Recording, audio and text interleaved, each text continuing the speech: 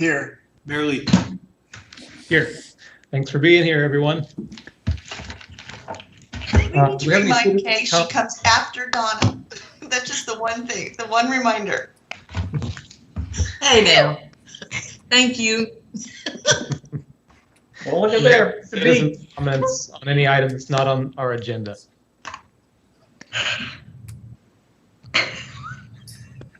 Mr. Macy, did any citizens submit comments for you? No, they did not. Okay. All right, then we will, let's see. Oh, and we're also, as far as the COVID-related part of the city manager's report, we're going to move that to the beginning of the meeting. So I believe Chief Ostrom has an update for us. Mayor, members, council, good to see everybody tonight. If everybody can hear me all right, I'll give a quick update. So with today's numbers, Christopher asked me to kind of speak a little bit today with the plans for July 4th and what we're seeing for Jenks and things like that. So just want to kind of have an opportunity for you guys to ask any questions that you have, as well as kind of give an update. As you know, the cases of Jenks have increased. As of this afternoon, I sent the report out. We're up to 92 active cases in Jenks with 40 recovered. Still at 0 deaths for the city, which is great. We're glad to see that. But it obviously is an increase in active cases overall. And we are seeing that increase across Tulsa County as well. One thing that we want to point to again is the total amount of tests that are coming in have increased. So we are going to see some increase in positives just from the number of testing that's increasing. And so one that we look at as a point is the percent of positive cases that come across. And as of 6/14 report from the hospitals, we're still running about 4% positive for the area as far as number of cases. It's been as high as 6 or 7% when we first started testing, and it's been as low at one point as 3.75%. But right now, we're running about 4%. So beyond that, I just kind of want to answer any questions you guys have about that or any concerns, and we can kind of discuss those as well. Chief, is there any tracking that's being done on some of those, especially the Jenks residents, to kind of find out where some of this may be happening, or are they backtracking like they said they were going to do several weeks ago and stuff? Yeah, absolutely. Tulsa County Health Department does all that tracking. They do contact tracing from every person that is shown as a positive, and they go back through. They'll be contacting people that come in contact with those people, as well as every address that we get in the city is reported to our dispatch center, and those are enters for any first responders that happen to have a call out there. So we have had 2 cases this week of same crew actually went to 2 different positive COVID cases. So they've been notified or monitoring. Of course, we wear full PPE when we go out there, so we have no exposure, but it's still considered a contact, so we're watching that as well. But Tulsa County has that. They do all that trace contacting and contact those folks. Okay, so we're not necessarily getting information that it's been at the park or at the stores or anything like that. We're not seeing any of that or hearing any of that type of stuff. Yeah, nothing that really is shareable as far as because each case is a little bit different. So, but it is community contact, which is what we're seeing. There was a couple of cases that we've heard of as what we call cedar events, which are some bigger events, funerals, different things like that come up across that. Some of the cases are seeing multiple cases in the same household, which is common, of course. So those number of cases might not be addresses per se, but they could be multiple family members in the same household. Okay, thank you. You're welcome.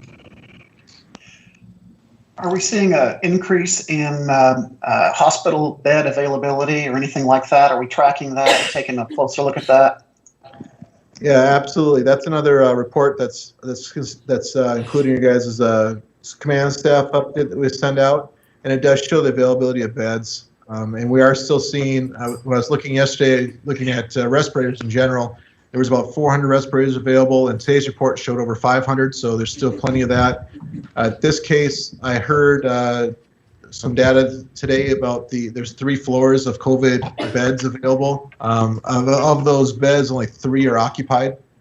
So in one particular health center. So there is definitely something that's being tracked and looked at, and Of course, all the things that we did to flatten the curve have worked and provided that opportunity for the PPE to become available and the hospital beds to be prepared. So we're still looking good in both those areas. Chief, are you concerned about the gathering of all the people with the fireworks, that will expedite additional cases? I mean, is that something we should be looking at as a city? It's definitely a possibility. I think you're going to see cases increase no matter what. So it's a matter of balancing between what the effect is of the economy of not having an event like that and taking all the precautions. This is an outdoor event, which is the events we want to have. If this was an indoor event, I'd be looking at it probably a little bit differently for the city and doing some different recommendations. But with the ability to social distance, the ability to be safe in an outdoor environment, I think is a good thing for the city.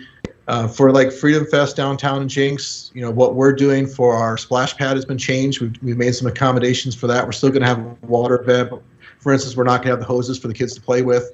We're going to have more of a free-flowing water. We're not going to be having it backed up at all. So those sort of things. So I think in making some common sense, good decisions on how to keep people safe, I think is a good thing to have. I think it's a good event for the city. Now, if things change dramatically in the next couple of weeks, we can definitely look at those numbers and figure things out from there. But at this point, I think the increase that we're seeing is what we expected to see. There's nothing unusual coming out. It's not anything that we're concerned about. The health, again, the beds are still available at the hospitals. The testing is increasing as per the number of tests being given. So all those things are normal, but what we expected for this phase 3 opening. Thank you. Okay. So yeah, it is concerning to see these numbers of infections going up. But as you mentioned, the hospital availability is staying steady, or at least isn't going up at the same rate, and the percent positive is better than it could be. So that's all encouraging. But just to remind folks that just because there's room in the hospital doesn't mean you want to go take up that space. So keep being careful out there. No licking shopping carts. Right. That's right. Good advice. All right. Well, any other questions for Chief Ostrom on that? Chief, go ahead, Gary. I have a comment. I just wanted to say thank you to Chief for keeping us apprised of the information on a daily basis. It's very helpful, and it gives us a current look at what's going on. Yeah, it's much appreciated. You're welcome. All right. You have anything else for us, Chief? No, I'm definitely available for any questions. If anybody has anything else, please let me know, and we'll definitely try to get any data out there that you guys want to have. We'll try to find it for you as well. Okay. Thank you. Thank you. All right. So we will move on to our regular business as scheduled. Our first order of business, consideration and appropriate action relating to request for approval of the consent agenda. Any questions or motions on the consent agenda? The motion to approve. Second? All right. Thank you. Let's vote. Box, Yes. Dyke, Yes. OJ, Yes. Lynn, Yes. Murray, Yes. Isbell, Yes. Mayor Lee. Yes. All right. We'll pull item number 2 and move on to item 3, request to approve JZ 20655 from Robert Bell for a zone change to ROC, river-oriented commercial. The general location is 813 East B Street. Ms. Hilton, are you with us? I am. Hello. Thank you, Mr. Mayor and council and staff. This item is something that's been on the books and circulating the airways for a while now. Last city council meeting, the item came before you to approve the comprehensive plan amendment. That was on June 2nd, 2020. And that request was to change the comprehensive plan from office medium intensity to riverfront entertainment tourism district. That was approved at that time. So basically, what you'll have tonight, items 3 through 12 are all related to this same parcel.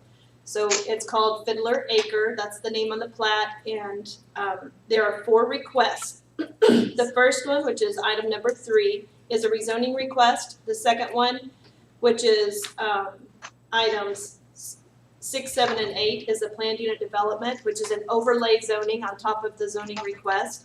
Number 3, which is 3 of the 4, is a utility easement closure, and number 4 out of all of these items is the preliminary plat. So I know that sounds a little bit confusing, but what I would like to do is go ahead and for real. I'd like to introduce the project to you, and then at the end, I'll be able to answer questions. And then as you go through the agenda, you would just take each one of these items individually. And if you want to come back and ask me or ask for a reminder of what it was about, I'll be happy to help you with that.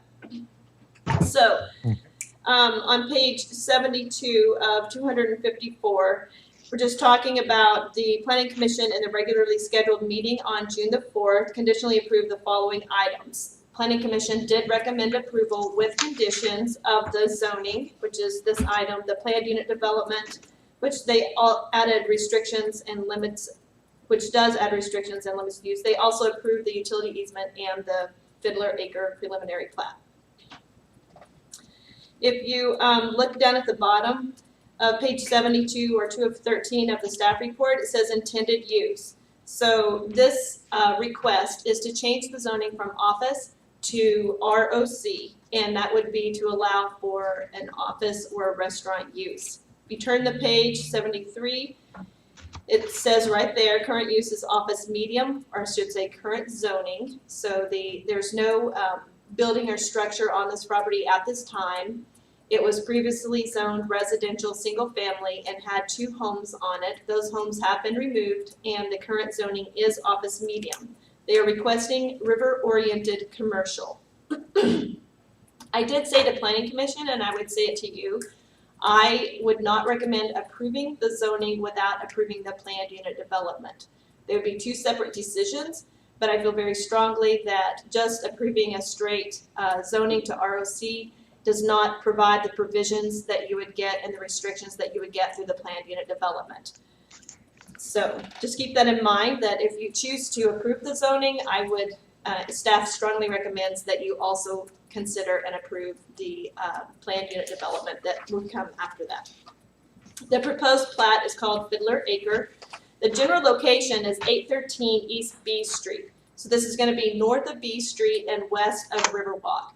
If you were to come across the bridge going west, you're going to go north. Instead of going into the Riverwalk development, you would stay right there in that hard corner, and it would be immediately to your left. On page 74 of the document submitted, this is the action that was taken on June the 2nd, which was approved, and that was the comprehensive plan amendment. That was a text amendment, and it included a map amendment. On page 75, this is where we talk about the case that you would vote on first. And this is rezoning JZ 20-655 river-oriented commercial from office medium intensity. This item was heard by the Planning Commission and the City Council when it became office medium. Thank you, I appreciate that exhibit being shown up there. So you can see the yellow dotted line shows the boundary line of this parcel. You can see that the zoning to the far east is commercial. The zoning adjacent to it is residential, but that's actually a lot used only for the purpose of access to the Riverwalk and should in fact be rezoned to commercial. The property to the north is Garden Park neighborhood, and the property to the west, adjacent to B Street, you have a little office property, and then north of that, there are 3 lots that are zoned residential, but they are unplatted. Just a note of interest, which I did bring up in the last hearing, those 3 properties are on the comprehensive plan identified as office medium intensity. So currently, the purpose of the river-oriented commercial district is to allow for lodging, restaurant facilities, and or retail establishments to incorporate waterfront amenities and link to riverfront activities. As you know, this property is not directly adjacent to any water, and that has been one of the issues that's come up consistently. But I think that the applicant will argue, and it's a valid argument, this kind of creates a gateway and entry feature into the Riverwalk, and a commercial use could be could be okay, provided the proper restrictions and screening, etc. So if we continue turning the page, if you go to page 76, this is where I talk a little bit about the planned unit development. That would be JZ 20-645 PUD 120. And again, there's kind of a yellow dotted line. It shows you, this is actually a Google map, and I just put the little location there.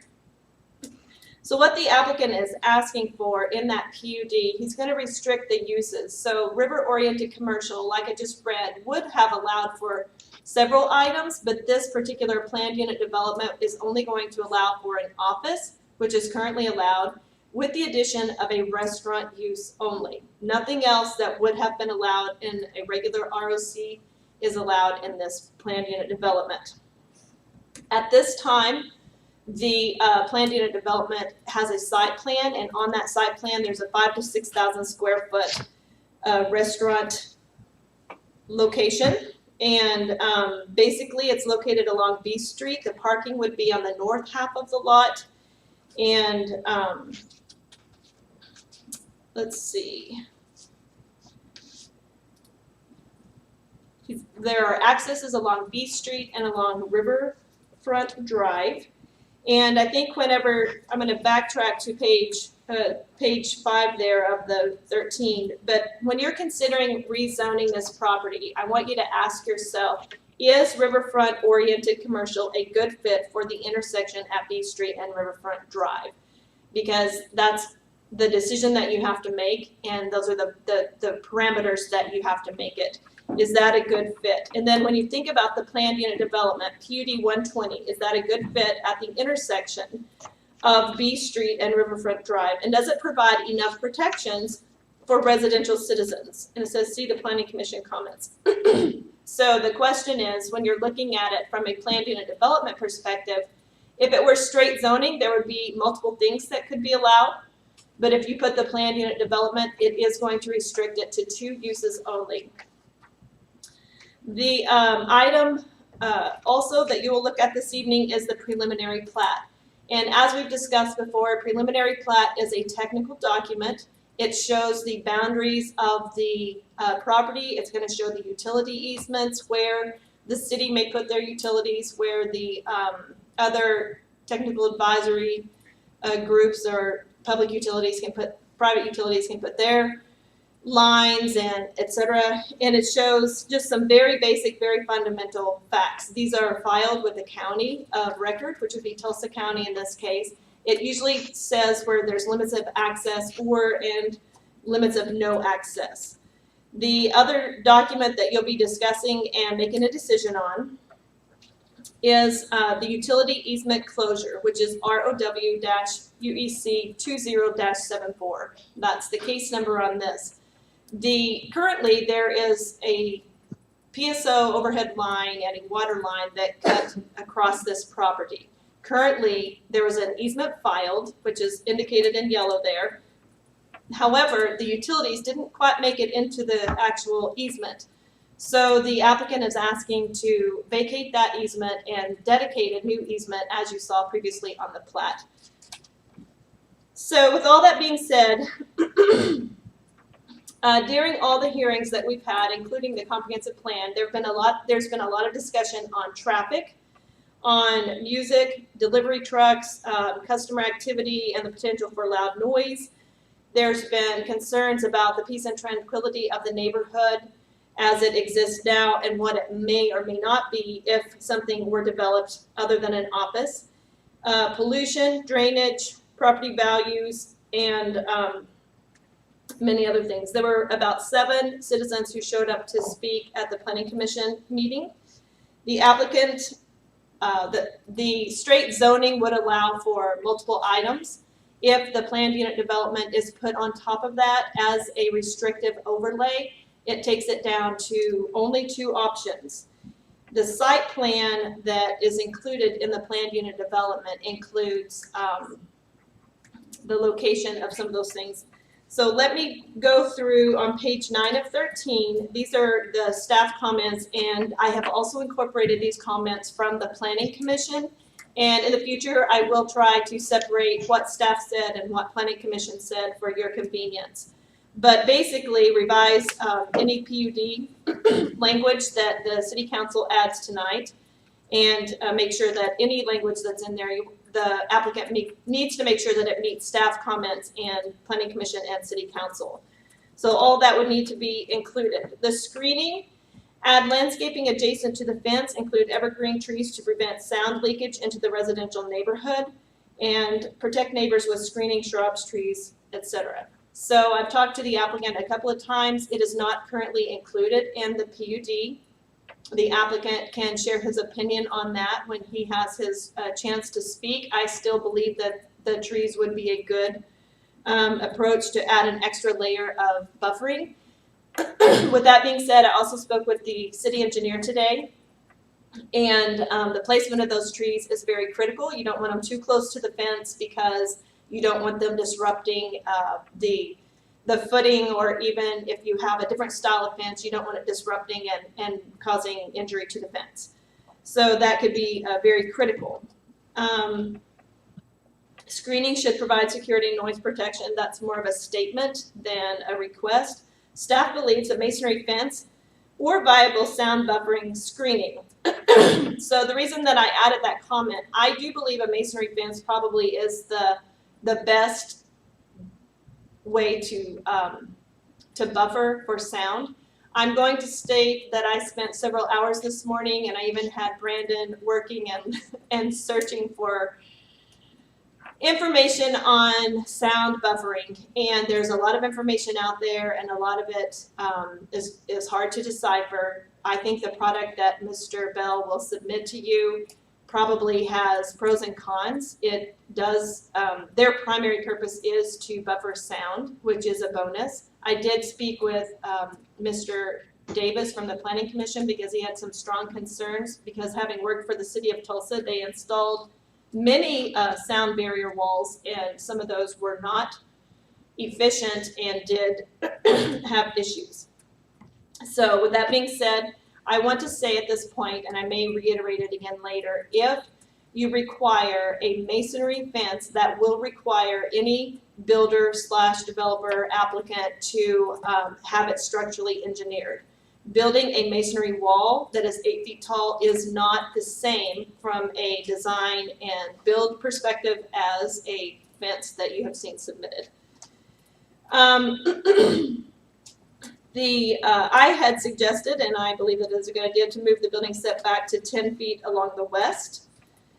And just make sure that when it comes to noise, consider establishing hours of operation and outdoor music. And I believe the PUD does say that no outdoor, no amplified sound. We'll go through that in just a minute. On the PUD and site plan, access to any development on the site should be limited to right in, right out. The Plat confirm, it has about 7 through 12 are Plat concerns, very technical. Page 10 of 13 on the recommendation, I do recommend approval. Staff recommends approval of the river-oriented commercial zoning. I'm going to say again, with the planned unit development over it. So keep that in your mind when you go to answer question number 3 on the agenda. I do recommend that you approve it, but I also recommend that you approve the planned unit development with whatever conditions you want to add to that. I do recommend planned unit development approval. Utility easement closure, I recommend approval of that and the preliminary plat. So on page 81, if you're following along online, or page 11 of the staff report, this is information, supplemental information. We talked about when we were doing the comprehensive plan amendment that there are certain things that are allowed by right already. If you go to page 12, it shows I've got a chart here. It says uses permitted in commercial districts. And I added office as the first column, so that's the existing zoning. And currently, if this were to never change, if it were not approved tonight, these are the uses. And X means it's allowed by right, and S means it's a specific use permit would be required, and E is special exception and would go to the Board of Adjustment. If you approve straight zoning and did not approve The planned unit development, the blue category, is shows everything that's allowed by right in the ROC. The yellow category says PUD 120. Thank you. And there are only 2 uses allowed in the planned unit development. That is use unit 11, which as you can see is already allowed by right in the current zoning. And use unit 12, which is an eating place other than drive-ins. Hang on.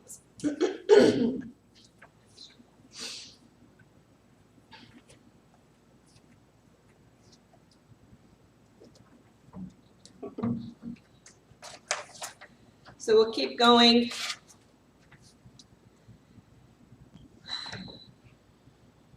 Page 85 starts the planned unit development.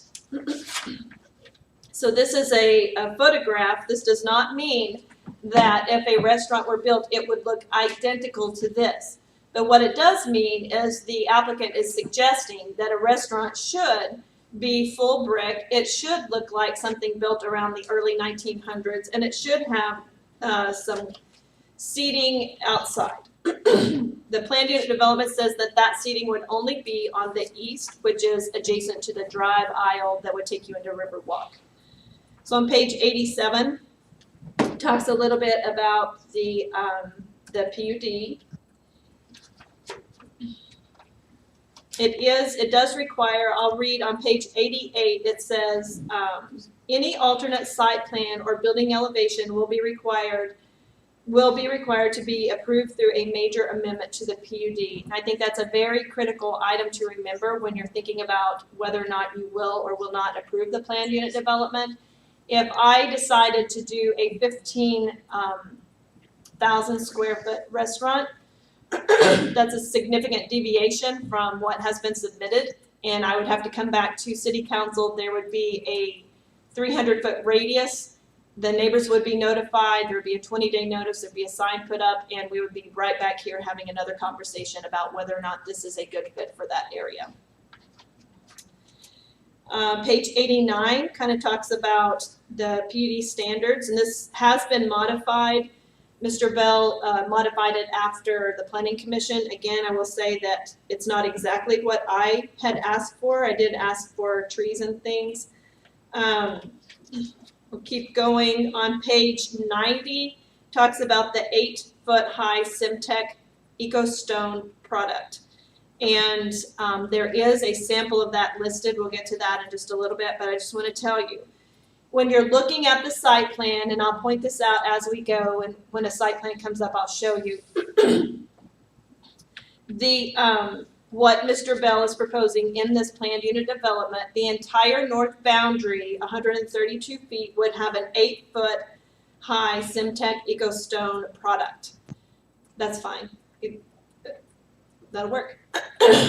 So in this particular drawing, that would be on the bottom. So that entire left to right boundary would be an 8-foot high Simtech product. That same product would go 65 feet south, and in this case, that would go up on the page on the right side to basically to the end of that first lot. I believe that the Planning Commission intended for that fence to go all the way down past all 3 lots, and I think if any of the public speak, they will probably ask for that as well. But I just want to alert you that the PUD does not take it all the way down. Once it gets past the first lot, it is a wooden fence. There was a lot of discussion at Planning Commission about the location of the trash receptacles. He has added language that says the trash receptacles will be on the north side of the lot, but it will be on the east side. So that would keep it as far away from the residents as possible. And what he means by the north side is that it's not going to be down adjacent to the property, to the office property on the south end.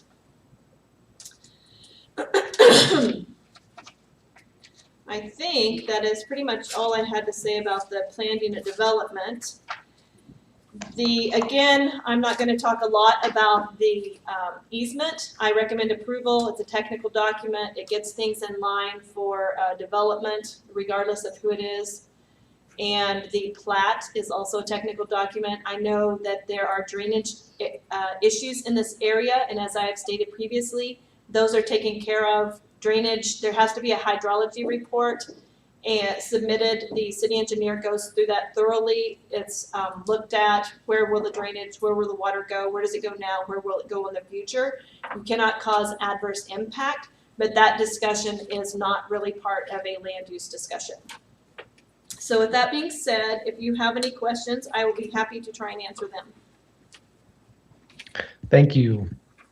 Any questions from council on this so far?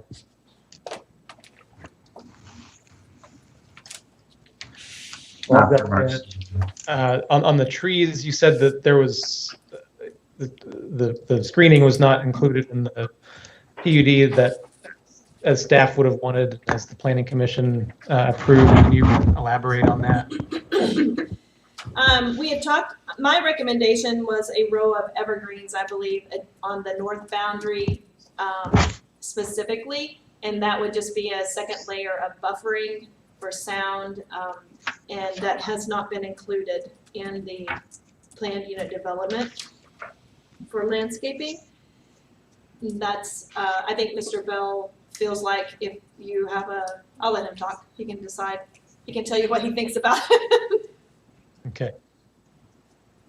I think, Marcia, if I can, didn't you say that you had talked to the city engineer and that if we get the trees too close, it compromises the integrity of the fence? That is well said. Okay. Having said that, I think that question, or that could be easily taken care of by just asking a landscape person what would be the appropriate distance and still maintain having the trees. That is correct. Okay. All right. And I've got some other questions, but I think they're more specific to the PUD itself rather than this particular item. So any other questions or comments on this item in particular? No, Mayor, and I think you make a really good point. I think 99% of our questions are not related to the zone change, but are related to the PUD. So, Mayor, if you would agree, then I would make a motion. I would make a motion that we vote on item number 3, which is simply a zone change. I do agree. Yeah. We've got a motion. Is there a second on item 3? I will second that. All right. Thank you. Let's vote. Box, Yes. Dyke, Yes. OJ, Yes. Lynn, Yes. Murray, Yes. Isbell, Yes. Mayor Lee. Yes. All right. We'll move on to item 4. Request to approve ordinance number 1522 related to JZ 20655. So moved. Second. Let's vote. Box, Sorry, excuse me, Mayor Mercy. I think we need to allow a public hearing on the For zone item number change. 3. Oh, okay. Thank you. And I know we didn't on the item before, but the ordinance is what really affects the zone change. So I think it would be appropriate to do that now. Right. Okay. Thank you for that. Sorry, Mayor. So we've got some people in the audience. Would any of you like to comment on the zone change that we're looking at right now?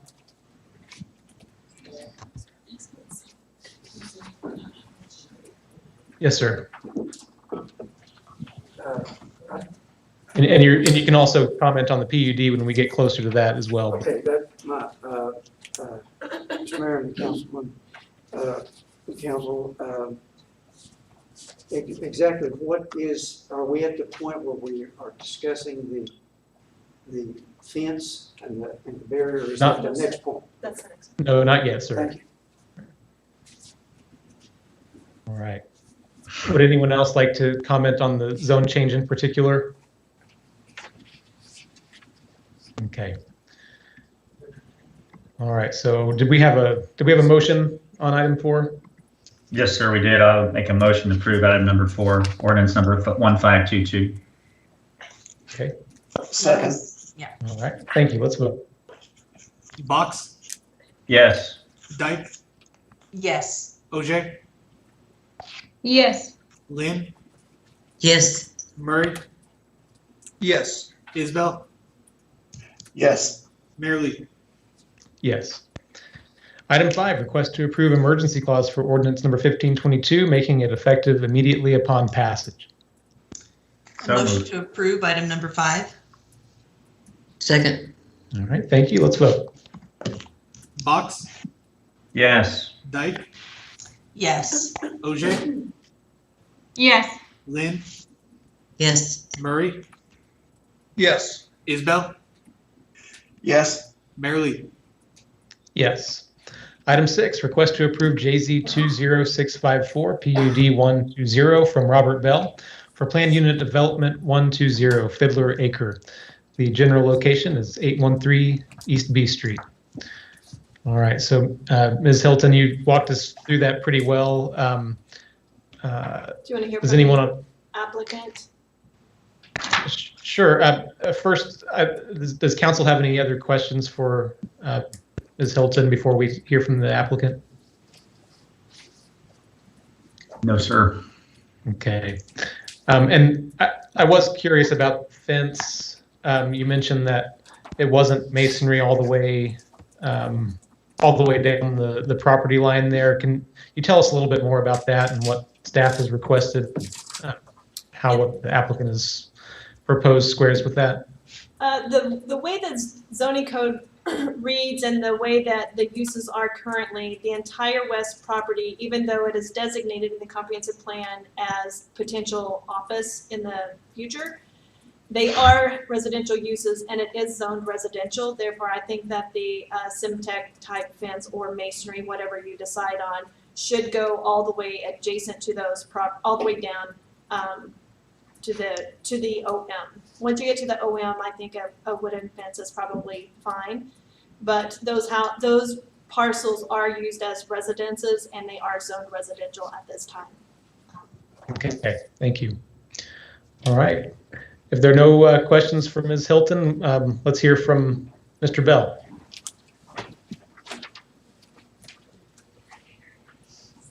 Can we put a time limit on this? I'll be quick. How about that? Okay. Mayor, members of council, thank you very much. I live at 1011 West G Street in Jenks, and I am proud to bring this application in front of you. And Carrie, I think it would be helpful to look at the site plan and have that in front of everybody. And I'll briefly talk about how we started this and tried to put a design and a site plan together that protected the neighborhoods around there. And I'll address those issues, and I'll try to do that quickly and then leave some room for us to have some discussion about the fence and those issues, which was what was heavily, I mean, we debated that heavily at the planning commission level. So I think we're moving towards a site plan. Originally, when we submitted this PUD, we had we limit out the uses that we thought were negative for the area, hotel, motel, those kind of things. Staff had come back and said that they were concerned with the shopping goods.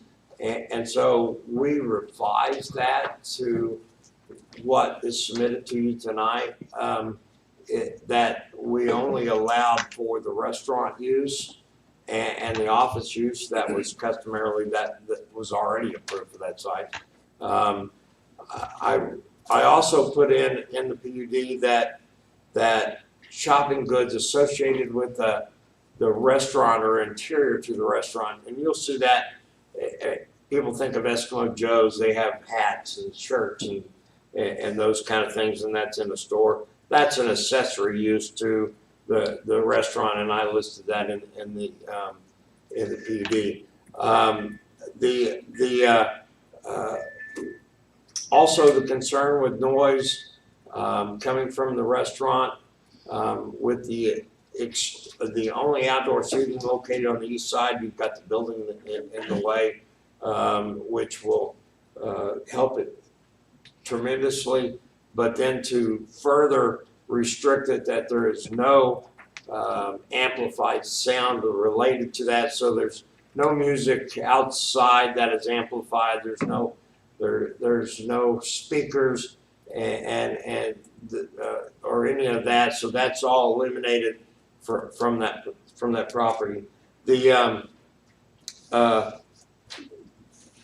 concerns related to the water, I recognize that originally that stormwater was a problem in that area related to the cul-de-sac on the north end, and by the design of the PUD from the get-go, the historic course of this water would be to go into a drainage ditch that was located on the north side, and then immediately circle around into a detention facility located on the city property. And so improve that drainage to take it away from the residential area and directly to the detention, and that was designed in, and there were, and as was stated, hydrology reports and those things would be required, and to make sure that water doesn't have the ability to backflow in the wrong direction. It goes to flow out in the pipes that go under Riverfront Drive into the Arkansas River through the city's drainage system at that point. Mr. Landreth, the attorney next door, is supportive, had a couple issues. One of those issues was he was concerned with vehicles backing out and going into his parking lot. So we agreed to, in the landscape plan, to put a barrier that would go across his between the road access and his parking lot, and whether that's some sort of fence. It needs to be a decorative design. It could be ballards, it could be something, but it was that requirement is in the landscape plan that be included. Also, Mr. Landorf was concerned with the trash container, and that is this is a high. We've designed the trash site to use the same materials as the primary structure, closures, and all that. We wanted it located on the north half of the property. The Planning Commission said it needs to be on the east half also on that line. And we agree with that, and so I revised the PUD to include that language that the trash container would be located on the north half and on the east side of the property. You should be aware that the drainage goes to the far corner, so it would really have to be between the new entrance road and halfway down, so it doesn't affect the drainage. So that's the general location where that will be located at. Mr. Landorf was also concerned with when they constructed Louis across the street, they used a pneumatic stamping to compress the property, and that disrupted a lot of his building, and he requested that be restricted from this use. We applied to that by making that requirement, and that soil compression would have to be done by roller. So all that's in the PUD at that point. The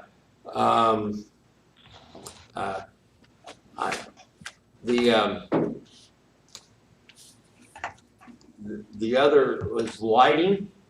That parking lot has to be lighted for safety. We restricted the height of those lighting fixtures to be 12 feet. Also, as they get down towards the neighborhoods or the north end or northwest end of the property, they'll have to be shielded to make sure that the light from those from that product only goes into the parking lot and not into the neighborhood. the fact that we've always proposed an 8-foot fence all the way around on the residential side, and restricted the height of any lighting, parking lot lighting, to be 12 foot or less. The further you get away from the property line, the better off that will infiltrate into the neighborhood at that point. So that was the design. The other design that was important was the traffic, and we proposed a road access coming on the Riverfront Drive, and then the parking lot would be a one-way parking, and Carrie, can I get to the site plan that you had up there that I presented to staff at that point early on? Yeah, give me a second, I got it. Is it not Carrie, it's you? Yeah, I got it.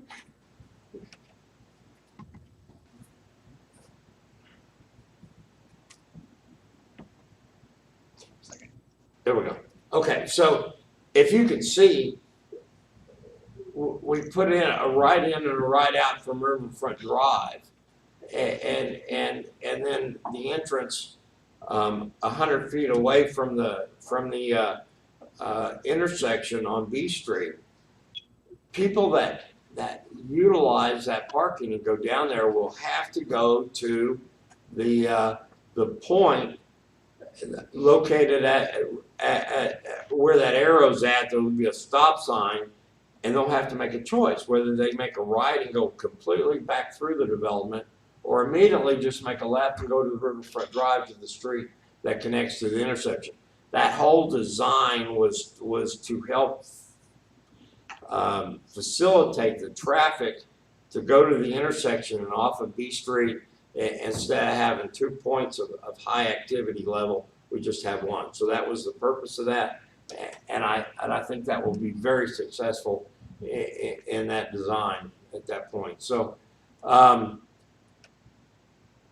we took, and Marseille talked a little bit about fencing and that and what was being proposed. And let me say, we originally, in our original application, had an 8-foot fence, wood fence, from the back of the attorney's office development all the way down to the north line, and then all the way across the north line.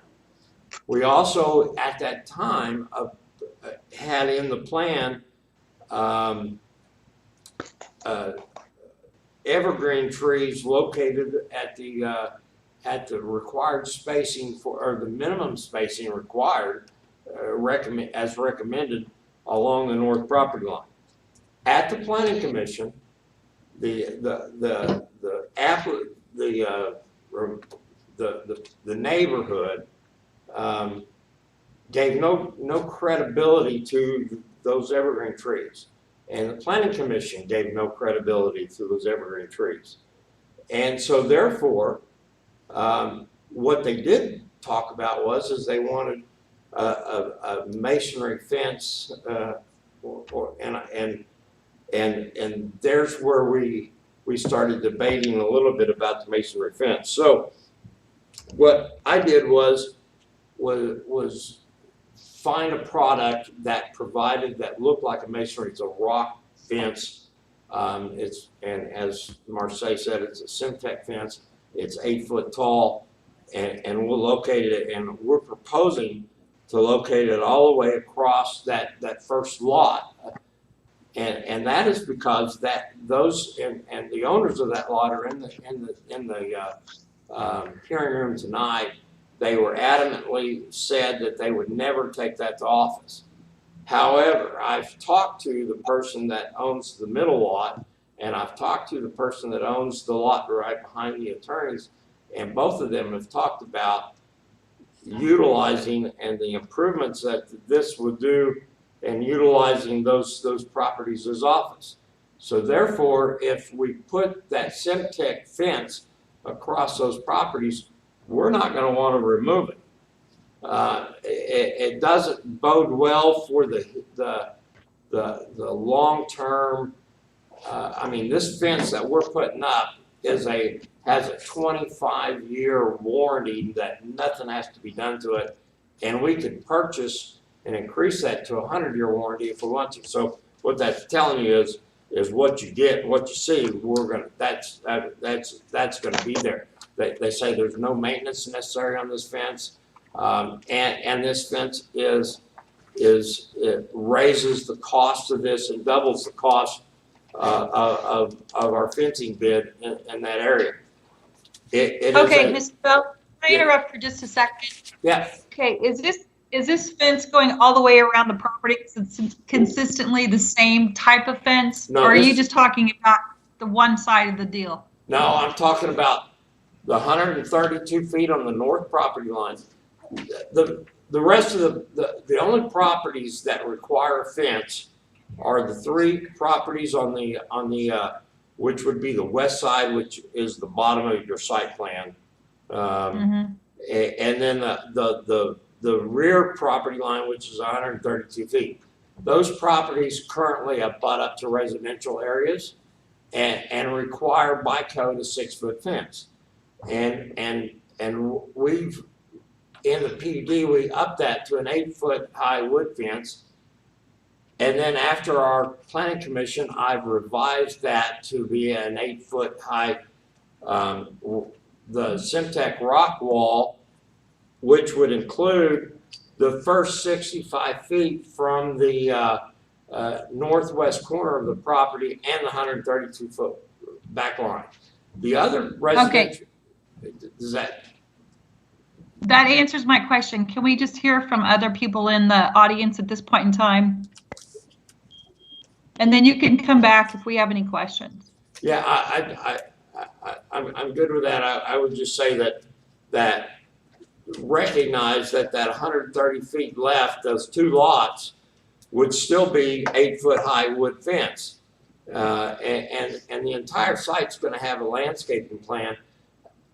I just was concerned with fencing that was heavier in weight because of the sand and what the requirements of that would be. So we went out and found the best product that we can that was designed to withstand the noise. And then, so I'll shut up and you can call me back up. Thank Does you. Does anyone on council have any questions for the applicant? Yes, Mayor, I do, before you leave. Mr. Bell, what is your past experience with Semtech? Other than you researched it a few weeks ago, do you have any previous experience with this product? We actually do. This Semtech product is located at the car wash on 111th Street. It's the rock wall that is located between the car wash and the duplexes that are located in there. Difficult to make an assumption of that because the Semtech wall, I mean, the wall that's behind there is 20 feet taller than the wall that's down in the 8-foot wall of the Semtech product that was put in the middle. Did help with sound, I think. I don't know if it solved everybody's problem in that area because of the difference of the elevations. But it's a good looking product, and that gives you a great look of what it will look like going across there. So. Are you of the opinion that the Semtech product is equal to or more expensive than a traditional masonry wall? Well, be it brick or stone or stucco. The issue with the masonry wall and the cement and those things is the weight. So when Jenks, especially in this area, and I've lived in this area down here, and I know what it's like. I had a heart attack trying to push a lawnmower through that sand. It will, and even my lawnmower sank at that point. If you put a masonry wall across that area, the weight of that masonry wall will sink into that sand. And that's what your planning commissioner was saying that they had problems in the other areas, and when and some of what they saw is that those panels fail at that point. Well, the reason they fail is the ground won't sustain them. So to make them right, you almost have to go and put, kind of like what we saw years ago when we proposed a levee wall through here, and the infrastructure in the ground is really more than the fence is at that point. So we're talking probably $200,000 to make this to where it's right, and I just don't think that's the product that, when we can get to a product that is designed to withstand the sound.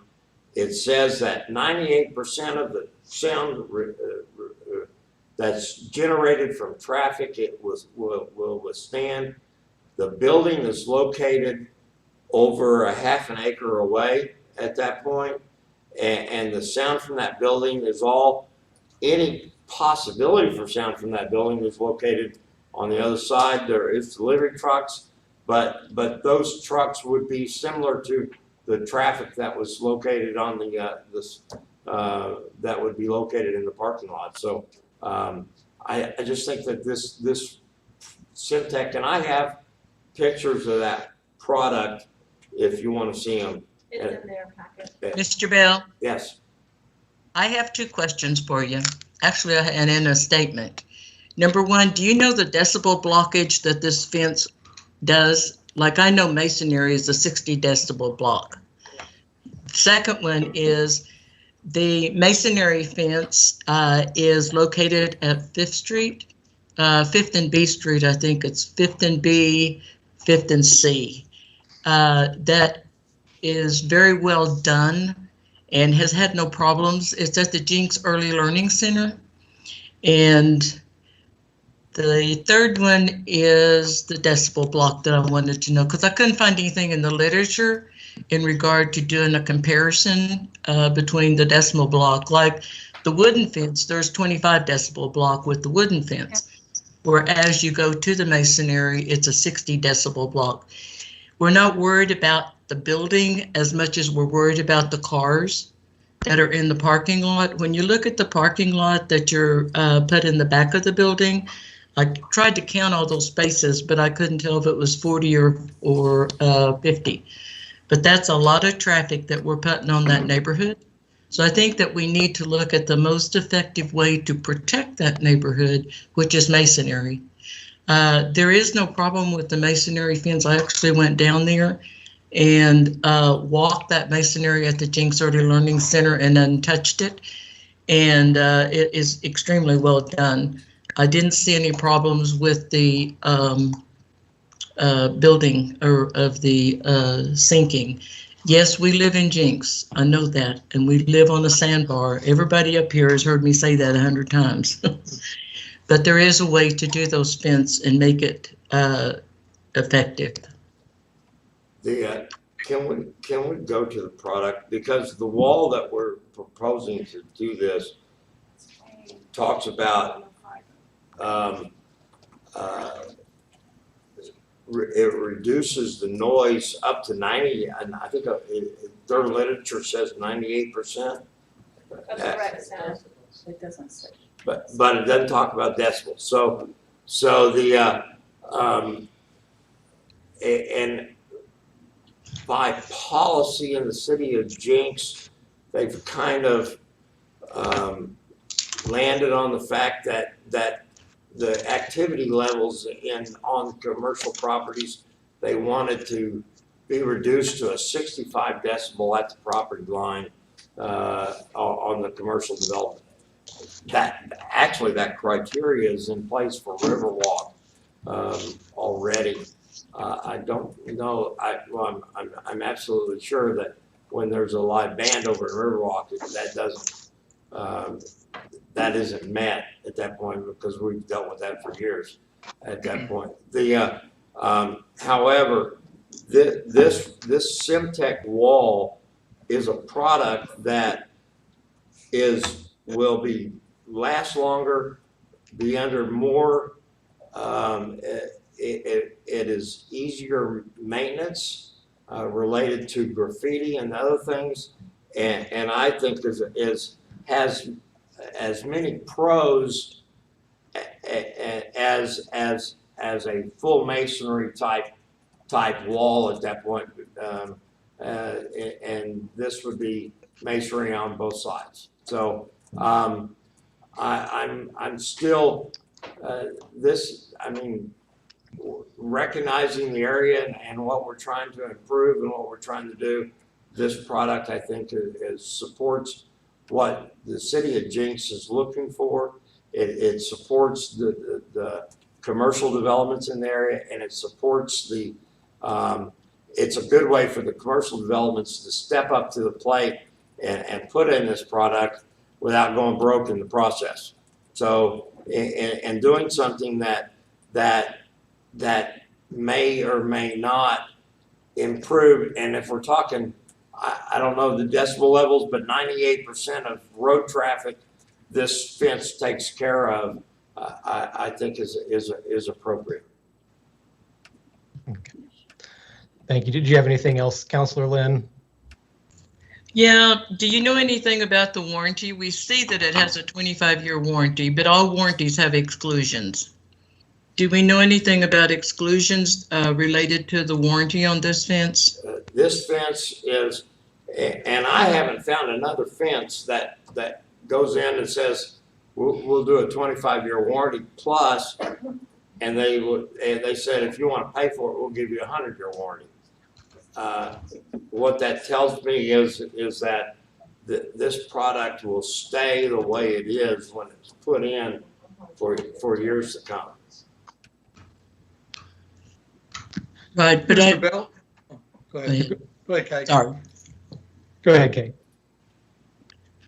No, again, I don't have any documentation on the decibel regarding this fence. I went back and looked through it again. And again, I don't know what exclusions are related to the warranty. You can buy any length of warranty for more money. I don't mean that to be sarcastic, but that's just a matter of fact. So I think that knowing that, but we go back to masonry, concrete. Concrete's been around, and I think to protect the neighborhood, I think that it has to be masonry. We don't have in Jenks that much experience with this type of fence. You say the car wash. I'm going to see if I understood you correctly. Are you talking about the car wash out at 111th? I am. Okay. And I will say that if we put in a $100,000 fence to protect those houses that are located, the older houses that are located in the neighborhood, you're not going to have a commercial development at that location. The numbers have to work. And what we're proposing is a $30,000 fence across that area. That's what the bid is for, is a $30,000 fence. Now the wood fence at that we were proposing is $15,000. So this more than doubles the cost, and it's a product designed to handle the noise levels and provide for, if it was wood, the maintenance of that would start 2 years from now. There's this product, there is no maintenance. And their literature said there's no maintenance on this product for the next 25 years. It's in place. This is a strong product. It meets with the requirements. It meets with the look, and it's what we were proposing.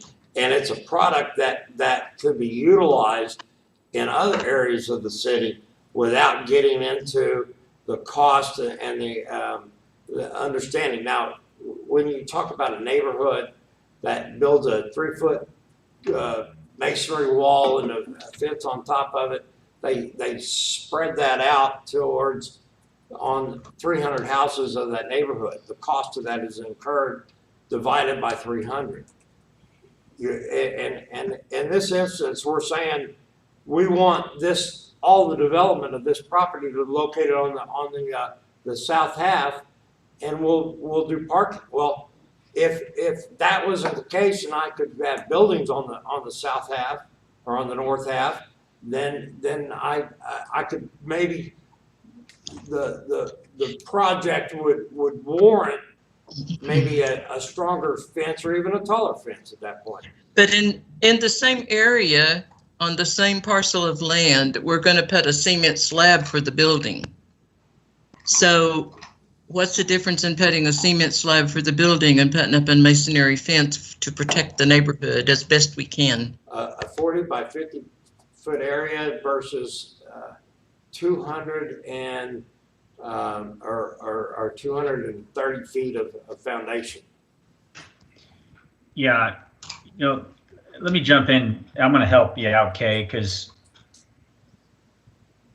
and before Craig speaks too, and I'm sorry, Craig, to interrupt, but No, it's okay. and Kay, I only looked this up because you sounds like you did your homework, but I'll tell all of you, just doing some Google searches on Simtech, it appears the actual product has changed hands, and there's probably a new company managing that particular product. You can find mixed reviews on Simtech noise deafening. There's a contractor who says that if you're buying it simply for soundproofing, it's not the reason you should be buying it. It does appear that this is a very good, high quality, robust product with a great warranty. But remember, it is made out of hybrid plastics. This is not a masonry product. I do have some concerns on the sound deafening, and I frankly think, you know, like with any applicant or any restaurant or any business that wants to build a wall, you know, they research something, they find a product that makes some pretty good claims, and before you know it, that's kind of the direction you run in. I can tell you right now that there is hard evidence online that, you know, a Simtech fence, they claim it blocks 98% of sound and that it has a sound transmission class rating of 26. But keep in mind, there's not a lot of data behind this. There is years and years and years of engineering studies and data on the sound transmission class rating of a masonry wall. So when it comes to trust, the world trusts concrete and brick, or you can trust a Simtech plastic product that has changed ownership over the last couple of years. It just kind of depends on what you're willing to gamble on when it comes to sound deadening. But to answer your question, Kay, it appears that a Simtech fence, if I'm taking the word of a Wichita fence company, it says it blocks the sound by about 15 decibels. So I don't know what that means to you in your research, but a 15 decibel block is the equivalent of the human ear hearing about 75% less direct noise than it did before. But they classify direct noise and indirect noise as two completely different things. So what I'd like the council to think about, because this fence really is kind of the crux of, to me, in my opinion, the crux of the PUD is this fence, is whether or not you accept the claims of a manufacturer who has a responsibility to sell a product versus what we know and trust. And most common sense would suggest that a brick wall or a cavity-filled, sand-filled wall, you know, I think most people understand what that does to sound. So, and I would also ask, before we wrap this up, that our city engineer or somebody from the engineering staff could comment on the reliability, integrity of putting up a heavy masonry wall up instead of this Simtech product. And Mayor, if you can address that with the city engineer before we lose track of this discussion, I'd appreciate it. Sure. I do have a quick question for Marseille. Sorry, Craig. And it did say that when they passed this with the Planning Commission, it said that it was a motion to approve the item with the following conditions, that it was an 8-foot masonry wall fence. So are you saying that this is what you're saying is your masonry wall fence? Because if it's already been approved with that PUD, is that where we even need to be in the weeds? That's my question. Councilor Dyke, this product was not presented at Planning Commission. I asked Mr. Bell to come up with some options to present to council because they just said it needs to be screening, it needs to be substantial, and we recommend masonry. So he did his own research and homework, and this is the information that he collected and submitted to staff, and I believe Councilor Lynn. I don't know if everybody got it, but in order to further the dialogue and to have a product that seemed reliable. I cannot And is- vouch for. Is that something we have to have set in stone tonight when we approve the PUD? The exact product is up to you all. If you want to put it in stone, just kidding. Yeah. We want to meet again on it? Is that what you're saying? Okay. Well, I think that you can do it a couple of ways. You can move to approve with a masonry wall, or you can move to approve with condition that staff reviews it, et cetera, and it meets the decibel, whatever. Ooh, okay, that's something to keep in mind, council. I like that option since we are not masonry experts, so something to think about. Thank you so much, Marseille, for clarifying that. You're welcome. Councilor Murray, do you want to get your question in? Mine was the neat, simple one. I just want to know, is the aesthetics of this Simtex wall the same on both sides? Yeah, Is the it answer- smooth on one side or the Yeah. rock look on the other? It is the rock look on both sides.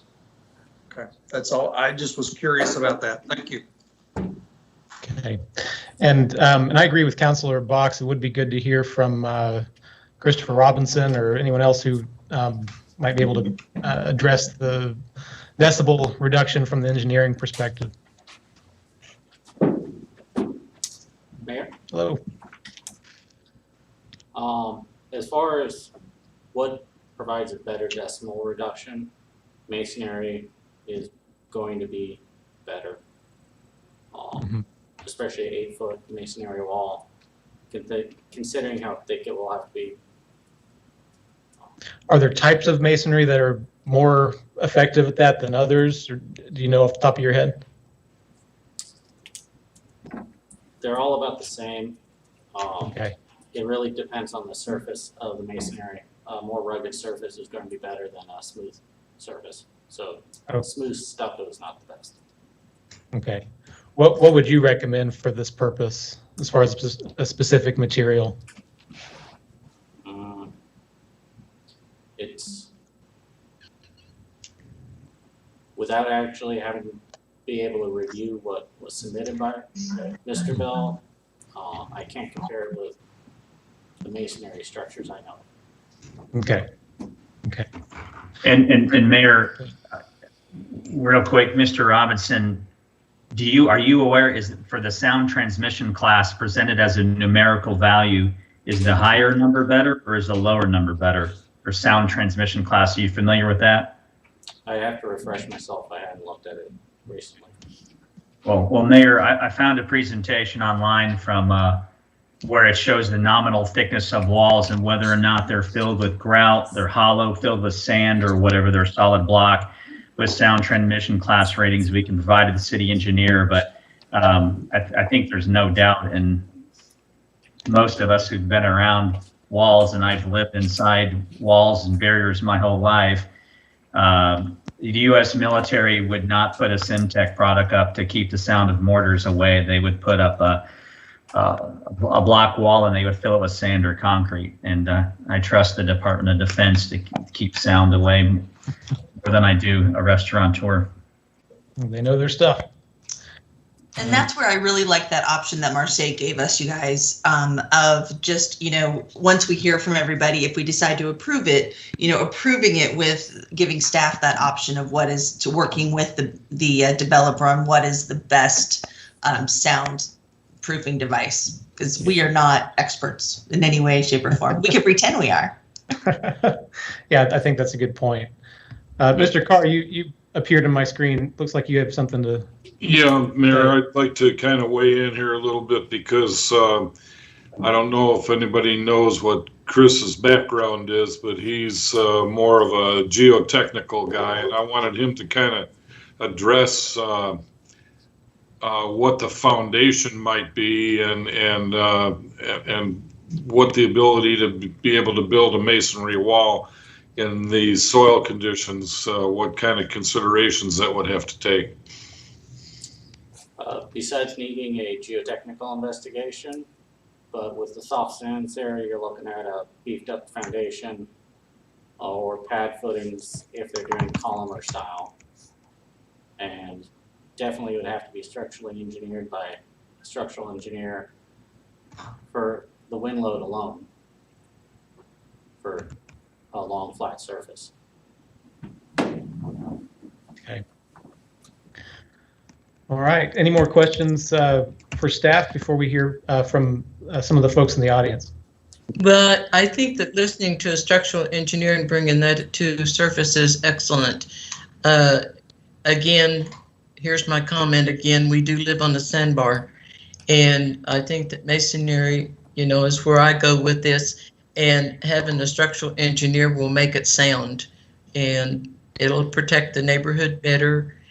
And I heard what Councilor Box said too about the Department of Defense and what they use. So I think that, so I like what Christopher said about the structural engineer part. That makes it secure for everybody.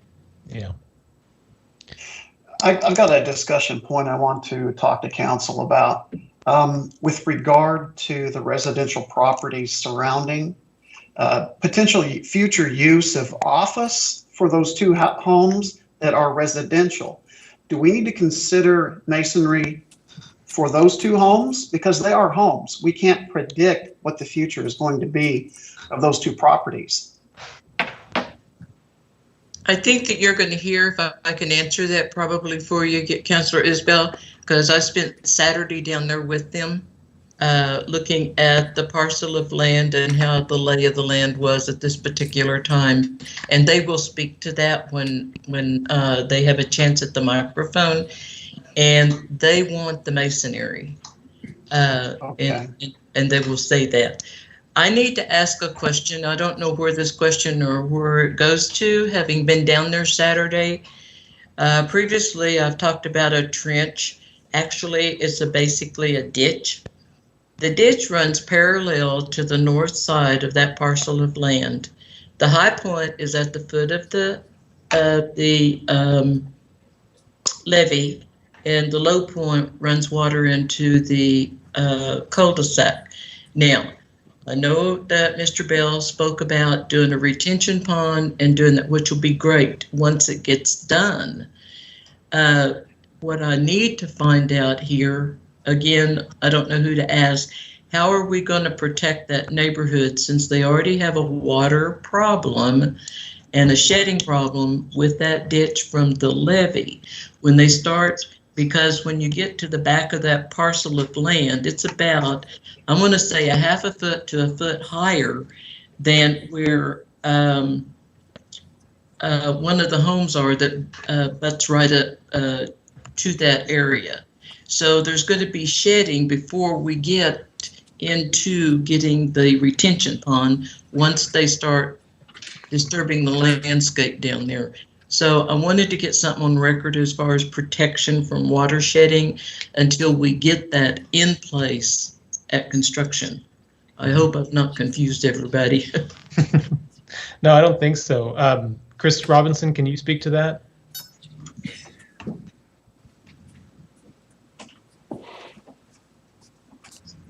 My apologies, what was the question? I was discussing something with I apologize. I'm sorry. I was going to contact you today and ask you to go with me because by the side it runs parallel to the property line. It is in between Marie's house, and they can correct me on this. In the back of the property line, there is a ditch, and that ditch is the catchment down there that flows off of the levee.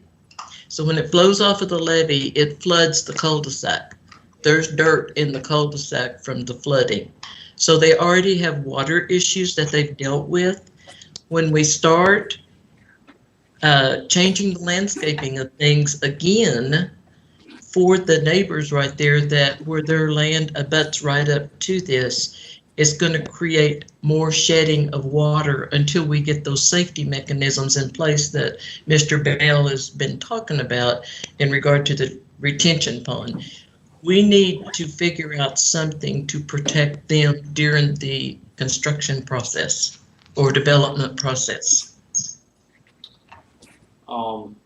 Well, besides erosion control, which is required even on construction, especially commercial, against residential, that cul-de-sac was originally intended to drain to the south, and that ditch is long filled up, but there is no drainage easement that ditch crosses. So as a city, we don't have an easement to go in there and clean out that ditch. I don't need the ditch. It doesn't need to be cleaned out. When they start with the landscape, it will shed from off of the north side of it, of the parcel of land. It's very difficult unless you see it for me to explain it to you. So I would just like to put that in, somehow put it in there that we protect the citizens from the shedding until the developer gets that retention pond in place. Because right now there is that ditch. Somebody put a ditch there. It's a well-created ditch, and it sheds from the levee right into their cul-de-sac already. So I can see flooding issues coming at us and coming at the neighbors that are going through this. Yeah. Yeah, those are great points. And Christopher, I trust you'll go look at that and get back with us on what your recommendations are. As part of, they'll have to pull an earth change permit, so as part of it, they'll have to show how they're handling stormwater runoff during construction. Okay. Yeah, and part of the development plan would have to be a hydrology report and show where all the drainage is going to be going. I think the good part of this is that with them having a survey and showing the drainage plan, that we'll be able to work with this condition and should be able to do something that will help alleviate that problem and get the water over to the existing detention pond that they're trying to get to. Okay. Yeah, that'd be great, because Councilor Lynn is right. The water pools up in that cul-de-sac. And as I understand it, the property owner who lives adjacent to that has to manually go in and clean that out from time to time, and it's a big mess. Well, all right. I'd like to hear from the folks in the audience. Just one at a time, if you could come up and give your name and address and tell us what's on your mind. My name is Aaron Morgan, Mr. Mayor and Councilman. My name is Aaron Morgan. I live at 404 West B. I have 2 homes in this perimeter. I'll speak for myself. There was another gentleman that was going to be here. He's not here. He wanted me to pass on his comments. I don't know if that's even permissible, but Sure. Anyway, I have spoken to both the gentleman next door to me that lives in Little Rock and also Dan Hubin, who lives right behind the law office. Those are both properties are north of that law office coming down toward me.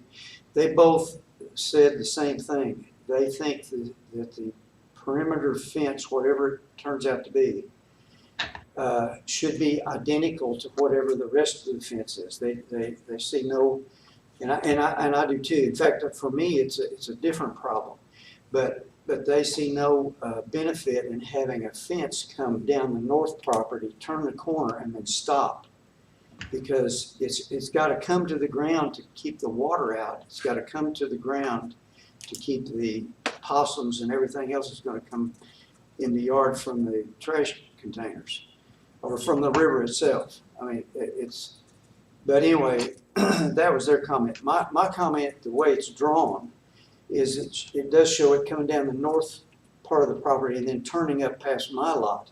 Well, the water flows from the south to the north. The water right now comes through their yards right into my yard. And so the water is a critical thing to this, and the fence coming this far to the ground, or not attached to the ground, is going to allow that water to go right on into those properties. And that's about all I have. Thanks a lot. Okay, thank you, sir. All right. Is there anyone else who'd like to speak to us tonight? Yes. Okay.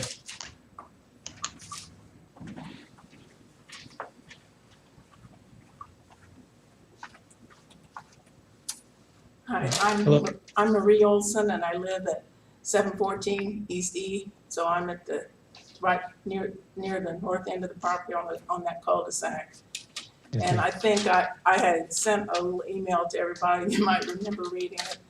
But so I covered all the major issues that we have. But I guess the biggest one is still the wall, and I'm not an expert either, but it doesn't take long looking at it and researching it to realize that masonry is the way to go as far as protecting us from all the noise. And it's not the noise from the restaurant itself. We're worried more about traffic noise, people banging their car doors and talking. They've been drinking, they're walking out to their cars. There's chirping of the horns and, just noise. And so we really want the best protection that we can have, because I've lived there since 1986, and it's not feasible for me to really sell and try to live somewhere else now. And it will just do a lot better job. And as far as the Semtech fence that's being proposed, he keeps saying a rock wall. It is not a rock wall. It is a plastic wall. And it is not as thick as masonry.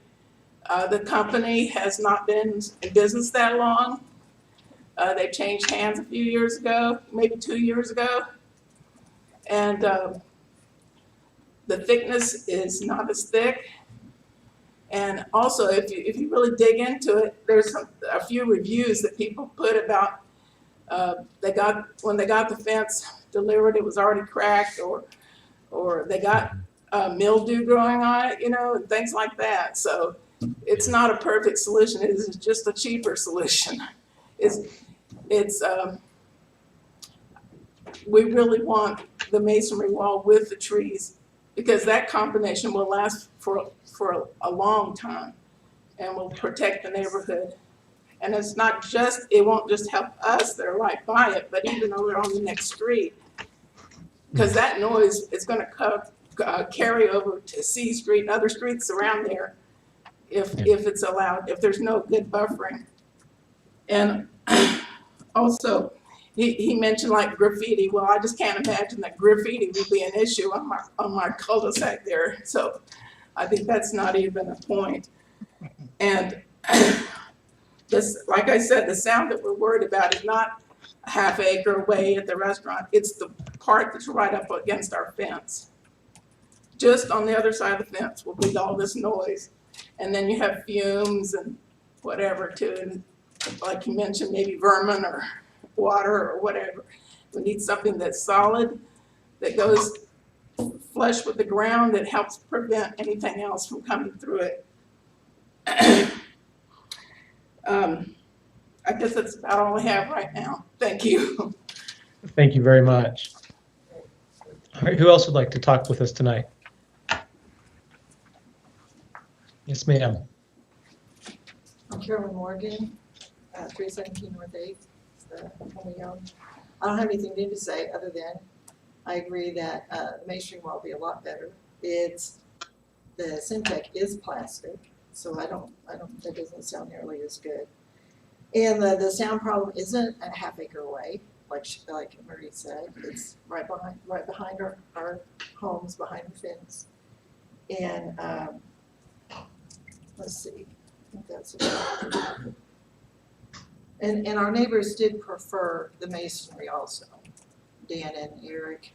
They wanted the same wall that everyone else has, and they preferred the masonry also.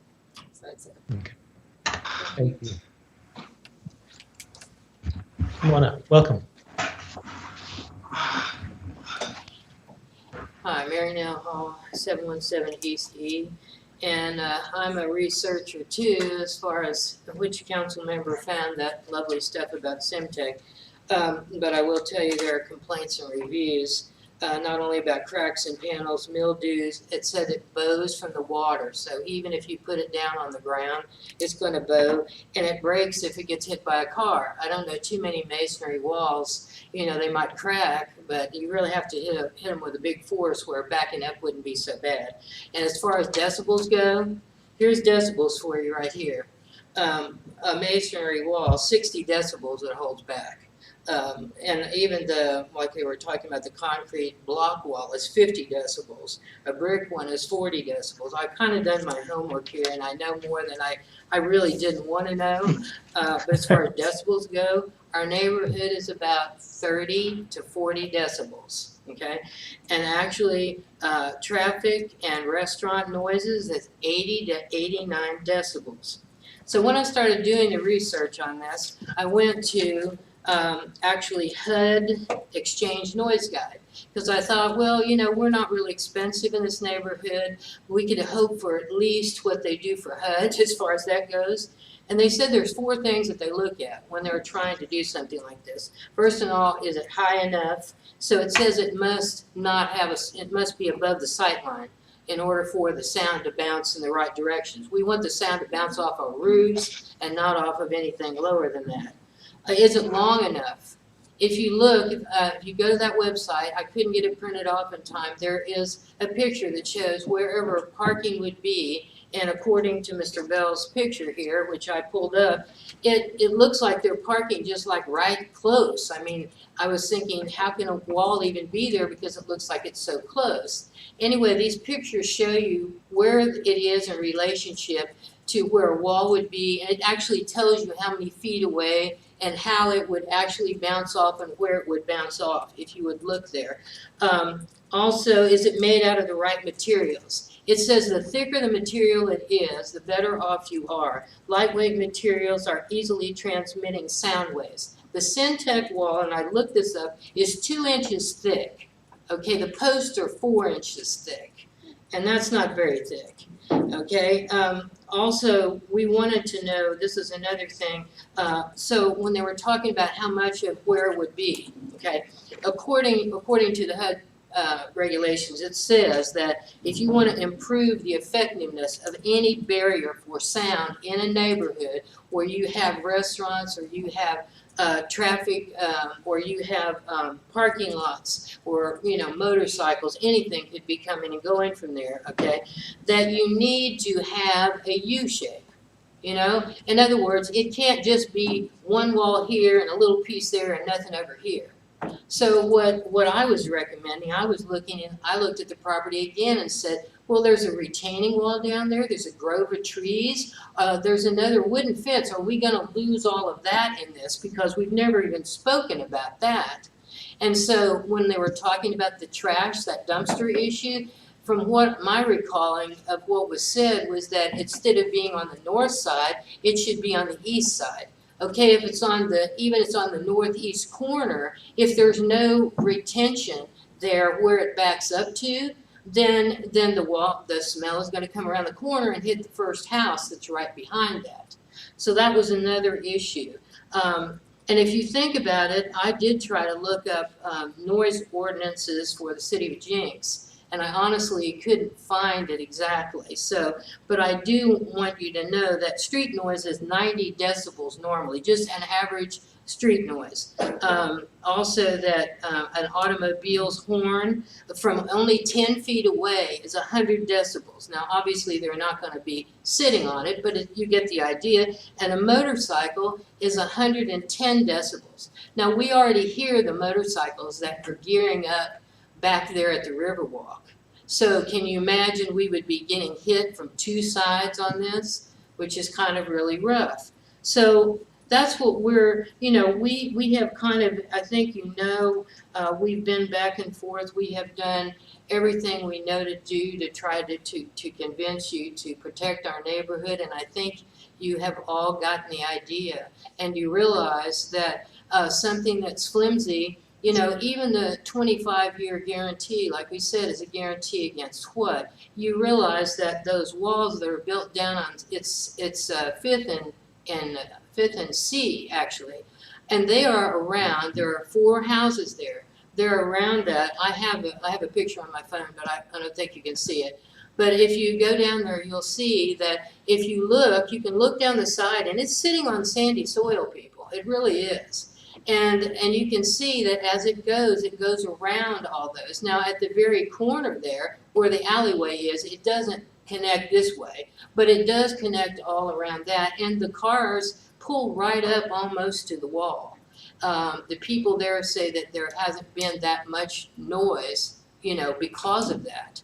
So that's what we'd like to present our case about, honestly, is to try to make sure. Now, we realize, yes, the cost of something like that's not good, but, you're talking about having something last for a long, long time. And even in the consideration of those other houses that might be office, I want to say this, if you look at it and they keep their building like the attorney did and keep their house and turn it into an office, there wouldn't be any other way to get to them, and it would have to be a small consideration.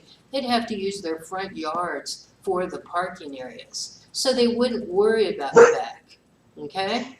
I mean, that's the way I see it. Now, you might see it another way, but we really appreciate you taking this under deep consideration, because it's not, like I said, we have yielded to say, okay, yes, we got progress. We know this is a prime piece of property. We know that we want something built there, but we also know that we want our neighborhood protected.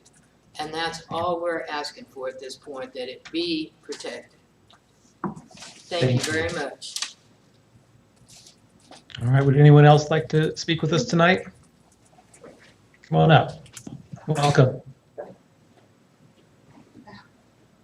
Linda Whitewater. I live at 706 East C Street.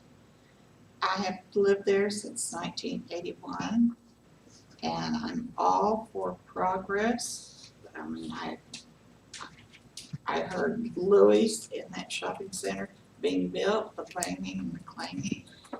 But the one thing that I want to stress is the traffic coming off of the bridge westbound into, going to Riverwalk, Cabo's, Flying T. A four-way stop. I can't tell you how many times I have almost gotten T-boned there. I've called the police. They've done nothing about it. How is it's a 2-lane road. Narrow at that. How are people gonna get in there and go to Louis? And then we got the high school at 4 o'clock that gridlocks that area of the city for at least an hour and a half. And to have another commercial property? No. I'm hoping that all of you will vote no on this. Thank you. Thank you.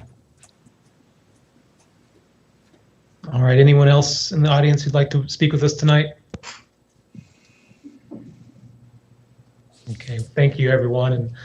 And I'm in full support of having the masonry wall that extends to the adjacent properties there. It's I know I know a few people who live behind a Syntec wall with a noise generating facility on the other side who don't give it very good reviews. And so it sounds like the masonry is the way to go. And I would be interested to hear what staff thinks about specific materials like they mentioned. I'm also in support of the screening with trees, but I'd be interested to hear what council has to say.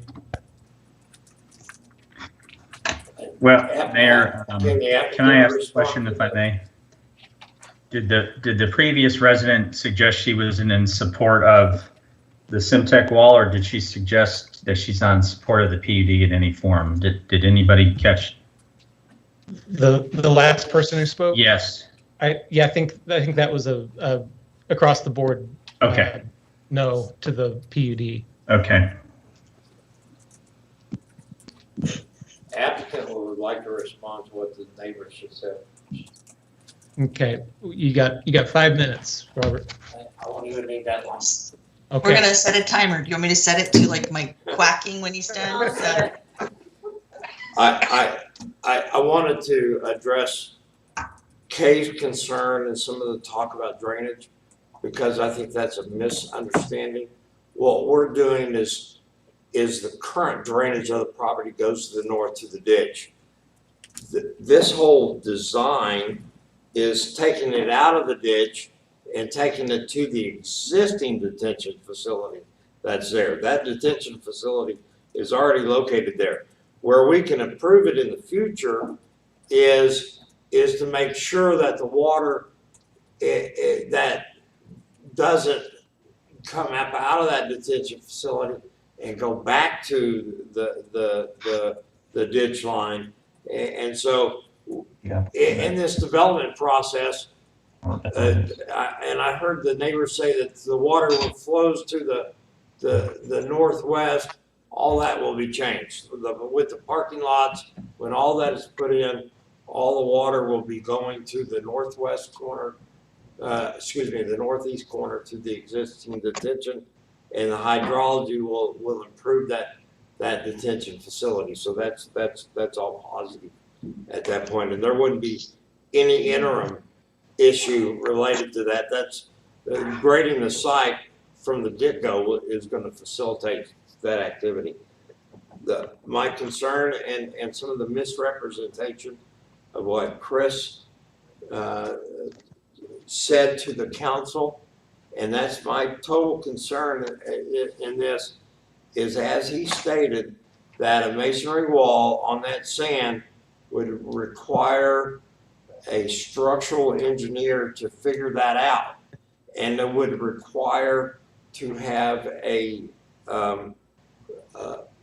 correct me if I'm wrong, Chris, it was a substantial footing in the ground to facilitate that longevity of that fence at that point. That would have to be based on a geotechnical investigation. Yeah, so what we propose the Semtech material, and I think it's a good product. If you guys don't think it's a good product, the issue is that that's the type of product that needs to happen out here, or it becomes not viable for the development. It becomes not viable for what you're going to require in the future. And so if we don't like the Semtech product, I'm all for going to look for another product.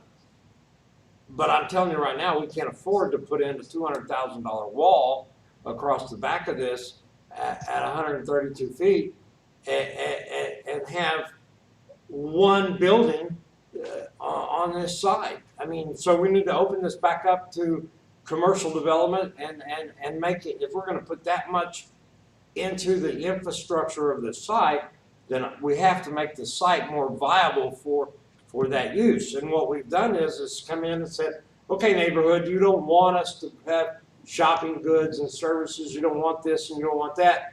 So we're going to propose a restaurant with 80 parking spaces in there, and that'll protect you and protect the neighborhood, and opens the door for it to help Riverwalk and help the city and da-da-da-da. And if that's not what you want, if you want a $200,000 wall, I'm going to have to come back and say, I'm going to have to propose more buildings and more uses on this property to make it viable at that point. So if we want to look at different wall products, I'm okay with that. But I'm telling you that on the sand and related to a masonry product, it gets too much for this site, and it gets too much for other sites located in the city of Jenks. I think it hurts the overall program at that point. That's all I'm saying. So you met your 5 minutes. Great job. Well, I have something to say. I don't think this is helping the Riverwalk. I think this is really helping you guys sell your lot. Ultimately, I mean, it's nice that it's going to be there, and we put it in as part of that. Nice eyeballs, Corey. But I do think that if you're going to build up next to a residence like that and you've purchased that property and you plan to build there, that there are going to be some things that really need to be taken into consideration when you're building right on top of homes. So I think that's something that really needs to be stressed in that aspect. Right. If I could, Mayor, I'd look at it require for every single commercial development. The distinguishing factor, as Councilor Dyke mentioned, is that they're right adjacent to these homes, so we need to be able to protect them. And I'm sorry, Councilor Murray, I think I spoke over. No, it's okay. I just, when I first looked at this and saw this proposal, I thought, wow, that's really a nice looking fence.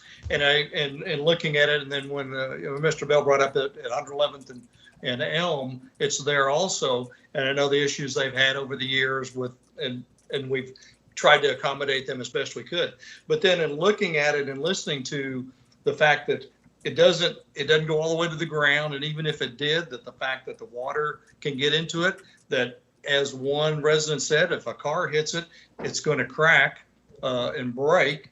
And it's the 2 inches thick. That's that's not a whole lot of protection. And I understand where Mr. Bell's coming from. He's, as an applicant, he's wanting to try to get the most bang for the buck. And, we want to help him out too.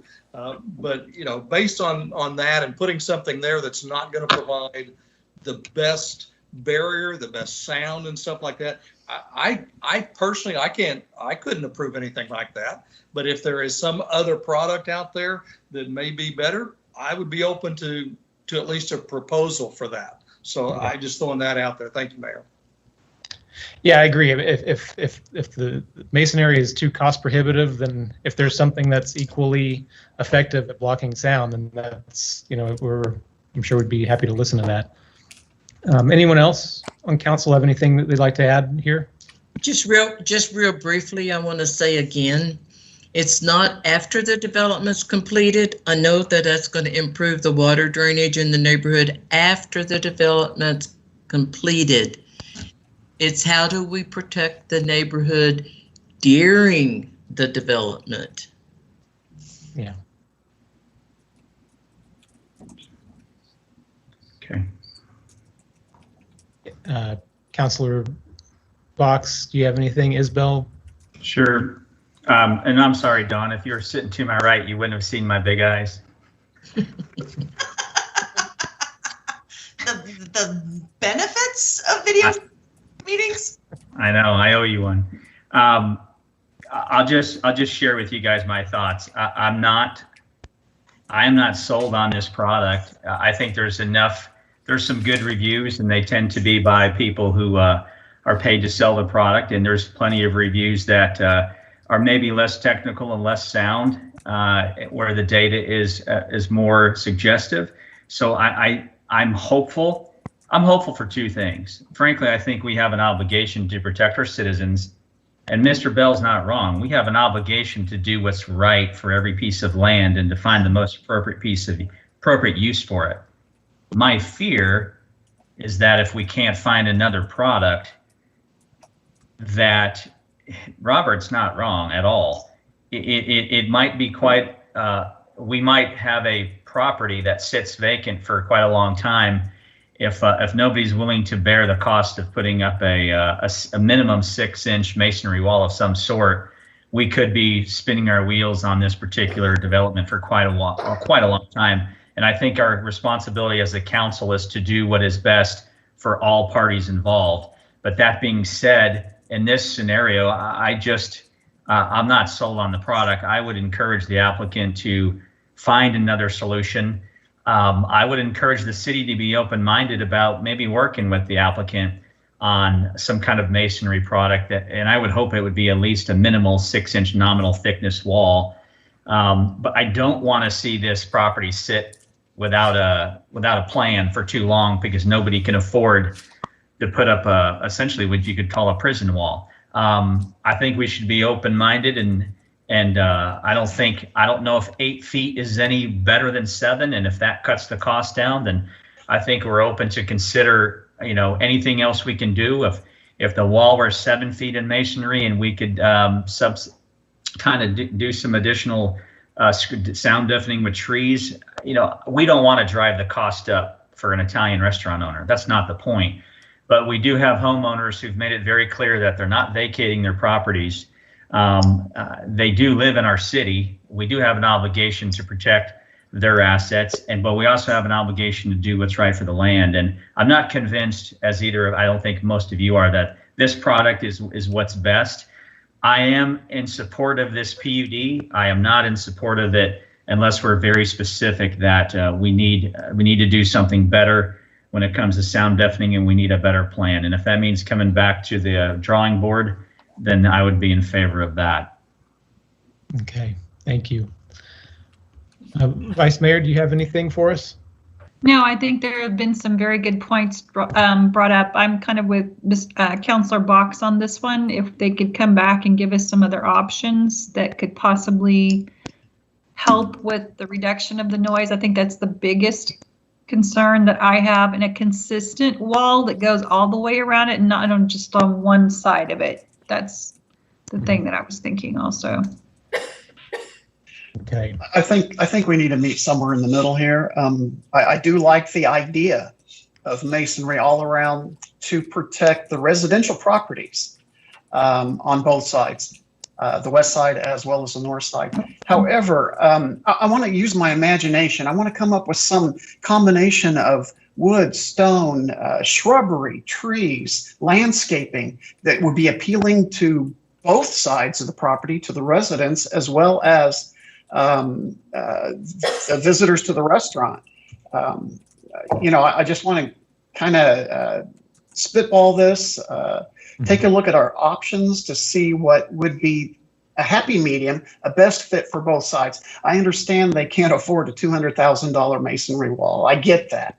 And that goes back to the property sitting vacant for many years before we can do something with it and open up the use cases as well. I would like I stated in the beginning, I would like to see masonry. However, if we can come up with a combination of noise dampening materials, including shrubs, plants, living material, I'd be all for that. So, you know. Can I ask, oh, sorry, Gary. Oh, go ahead. I was just rambling. I mean, Robert just threw out $200,000. We don't know that's what the wall would cost. We're running with a figure we have no knowledge of, we don't have an estimate on, we don't have anything. If we could just get an estimate, then we could know what we're running with. That's true. With respect to the Simtech, the footage that he was proposing was $30,000. It was what I believe I heard. And if we went with the Simtech all the way around, it would add another $20,000. So specifically to protection of the residents, it would be a $50,000 fence. And that's a big chunk to bite off just for the Simtech product. So yeah, I want to go back and look at other products, other solutions, aesthetically pleasing solutions, and not a prison wall that was stated earlier, because that's what an 8-foot brick wall would look like, is a prison wall. And I wouldn't want to look out my back window of my home and see an 8-foot cinder block wall or whatever. So it's got to be a happy medium for all concerned. Mm-hmm. Marseille, what would you recommend as far as, I think we all agree as far as where we want to get. What would you recommend about how we get there? Is this something that needs to be reworked and then brought back to us? I think that moving this to the next regularly scheduled meeting would be the best idea. I have a couple of samples. I talked to an engineer today who does work for Quick Trip. I know what they use. I know the product that they use. It's similar in style, but it actually is a concrete material, so it's different in that sense. It's not a plastic material. We can reach out. I literally spent 3 or 4 hours today. I am not a professional. I read all the information. There's a lot of data out there probably. I would recommend the applicant bring 2 or 3 additional ideas and samples. I think that Mr. Councilor Isbell has a good idea that it shouldn't.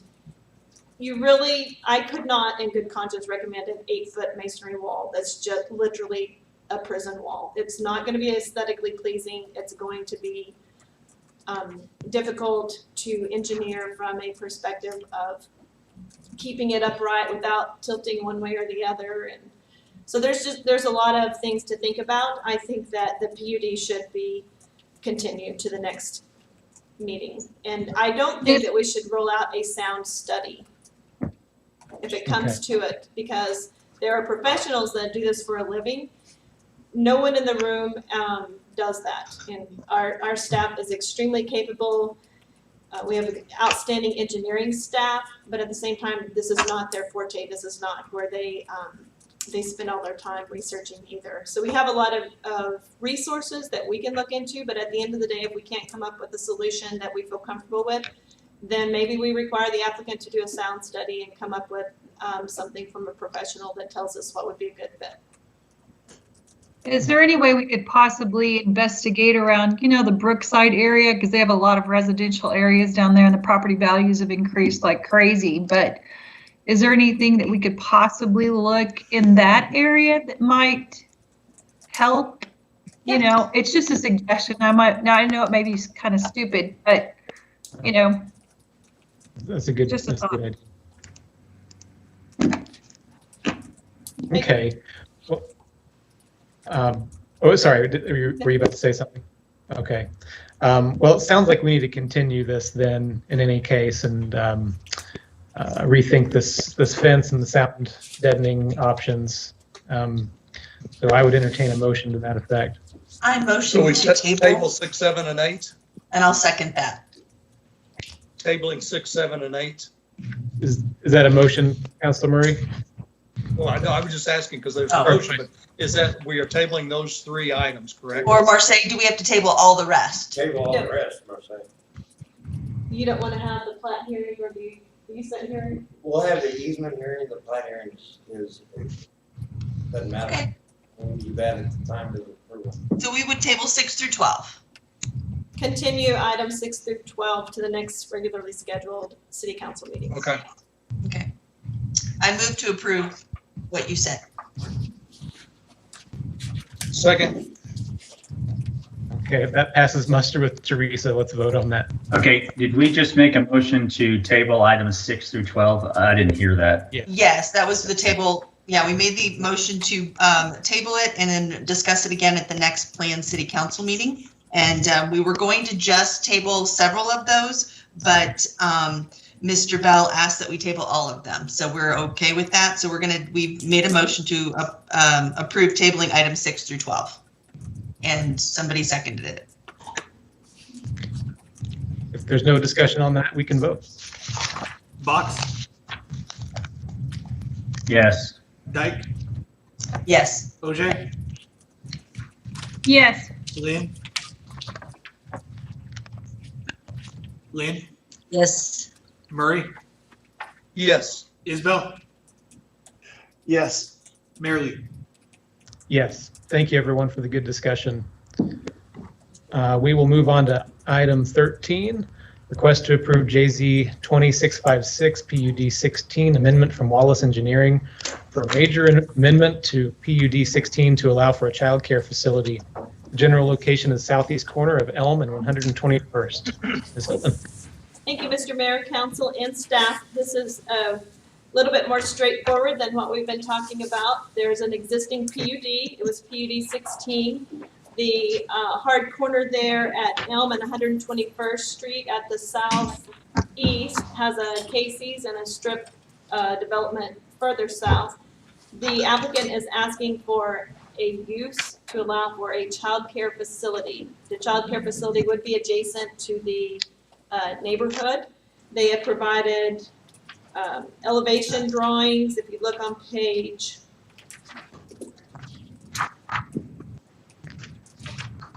page 136 of your packet, this one shows a site plan. If you look at page 137, this is the actual lot split. This one does have 2 votes on it. It's going to be a land unit development amendment and a lot split amendment. Or not amendment, lot split, period. Page 138 shows the elevation drawings. They are not in color. I think I had one in color. Page 139 of your report shows the more of a landscape plan. They've got a combination of mixed evergreens and deciduous trees. Page 140 is the fire site plan. There's a lot of dialogue between staff and the consultant, Mr. Beach, and the Wallace Engineering worked very close with the fire chief to get the access that was required, and they did a good job on that. If you look at page 141, this is kind of a site plan, but it's showing that there's a mutual access easement and that we're actually going to close the limits of access. So it's hard to tell, but on the far east side of the property, the plat would allow for an access there. The applicant is in the process of getting that one closed and then opening up one kind of in the middle. If you look on page 142, this is a general site plan showing the proposed building. It's 10,000 square feet. They have about 1.12 acres. They have a 5,000 square foot play area. From what I understand for this particular organization, this is very atypical. Page 143, this shows the site plan as it relates to the residences on the east. We had several neighbors call in after the notices were mailed out. Most of them were concerned about, they were just curious what was going to be done and what was being proposed. And in this particular case, we had one neighbor who was very concerned, but primarily with trash, I believe, from the Casey's site. And we did send her to code enforcement for that conversation. As you continue on page 144, this is actually the learning experience, is what they're calling it. But it tells you their hours of operation are from 6:30 a.m. to 6:30 p.m. It is a 10,000 square foot building. They do have a 5,000 square foot playground. This organization generally stays at about 80% occupancy. 40 children in diapers. That seems like a lot to me. I don't think I want that job. If you look on page 146, there is a typo, I believe. It says number of parking spots, 350 to 40. I think that 0 was not supposed to be in there. They do have, I marked it earlier. They exceeded the parking requirement because that is what their formatting requires. So essentially, the question is this a good place to have a child care facility? And there was an architectural review case on this. It is full, it has brick on the bottom, I believe, and a masonry type product on the top. Now I'll let Mr. Beach answer any more of those questions. So at this time, we have two requests: a recommendation for approval of a major amendment to PUD 16 to allow for a child care facility and approve a lot split for the creation of this child care facility. All right, thank you. Any questions from council on this so far? Yes, ma'am. Are you saying there was not one concern from the neighbors regarding the sound? Doesn't even seem right. No, there really wasn't. I was kind of surprised about that too. There have been communities that people did show up to protest childcare. Not this time. Just I remember conversations with some of the neighbors over there, and they were concerned about noise from Casey's through the night. So with another building, another facility between the two, I think that would mitigate some sound issues. It sure could, for sure. Yeah, and there's a pretty nice size. Open to 6:30. Yeah, a pretty nice size buffer, and then also the hours I think are pretty amenable or pretty acceptable for the neighbors there. Yeah. Good point, Gary. All right. Well, we've got an old friend with us as the applicant, Mr. Jim Beach. What can you tell us about this? And welcome. You're muted, Jim. Well, welcome to our meetings, Jim. You're muted. You're doing it right. There we go. All right. I had to turn Robert off. Let's see here. So Jim Beach, Wallace Engineering, 123 North Martin Luther King Jr. Boulevard, Tulsa. Well, Marseille explained this really well. She covered all the ground. So as she described it, it's a child care facility that has about a 12-hour span of time, 6:30 to 6:30 roughly. There will be a shared access drive that comes into the property at its northwest corner and then extends to the rear of the property. That, of course, then would be extended at some point in the future as the rest of the property develops. Along with the lot split that accompanies this, it's also in your packet. We show the rearrangement of the access points and the mutual access easement that exists today. So that we're asking for approval of that at the same time. I really don't have anything else to add other than try to answer any questions that you might have. Okay, thank you. Any questions from council? What's it like seeing your predecessor and your successor all on the same night? It's kind of it's a sort of a Twilight Zone type thing. Yeah, good to see you, Mr. Beach. Thank you. I'm thinking he's happy he didn't have to deal with that last PUD. I had to deal with it in a different different application. Actually, a couple of them, I think. All right. Mayor, if there's no comments, if you're ready for a motion, I'll make one. If not. Okay. I'm ready if everyone else is. Let's do it. Okay, very well. I make a motion we approve item number 13, JZ 20-656. Second. All right, thank you. Let's vote. Box, Yes. Dyke, Yes. OJ, Yes. Lynn, Yes. Murray, Yes. Isbell, Yes. Mary Lee. Yes. Item 14, request to approve ordinance number 1521 related to JZ 20-656 PUD 16 amendment. Sorry, there's. It just says the I page. think I read that correctly. Yeah. Is there a motion on that? I'll make a So motion moved. to approve ordinance number 1521. I'll second that. Thank you. Let's vote. Box, Yes. Dyke, Yes. OJ, Yes. Lynn, Yes. Murray, Yes. Isbell, Yes. Mary Lee. Yes. Item 15, request to approve emergency clause for ordinance number 1521, making it effective immediately upon passage. So moved. Second. Thank you. Let's vote. Box, Yes. Dyke, Yes. OJ, Yes. Lynn, Yes. Murray, Yes. Isbell, Yes. Mary Lee. Yes.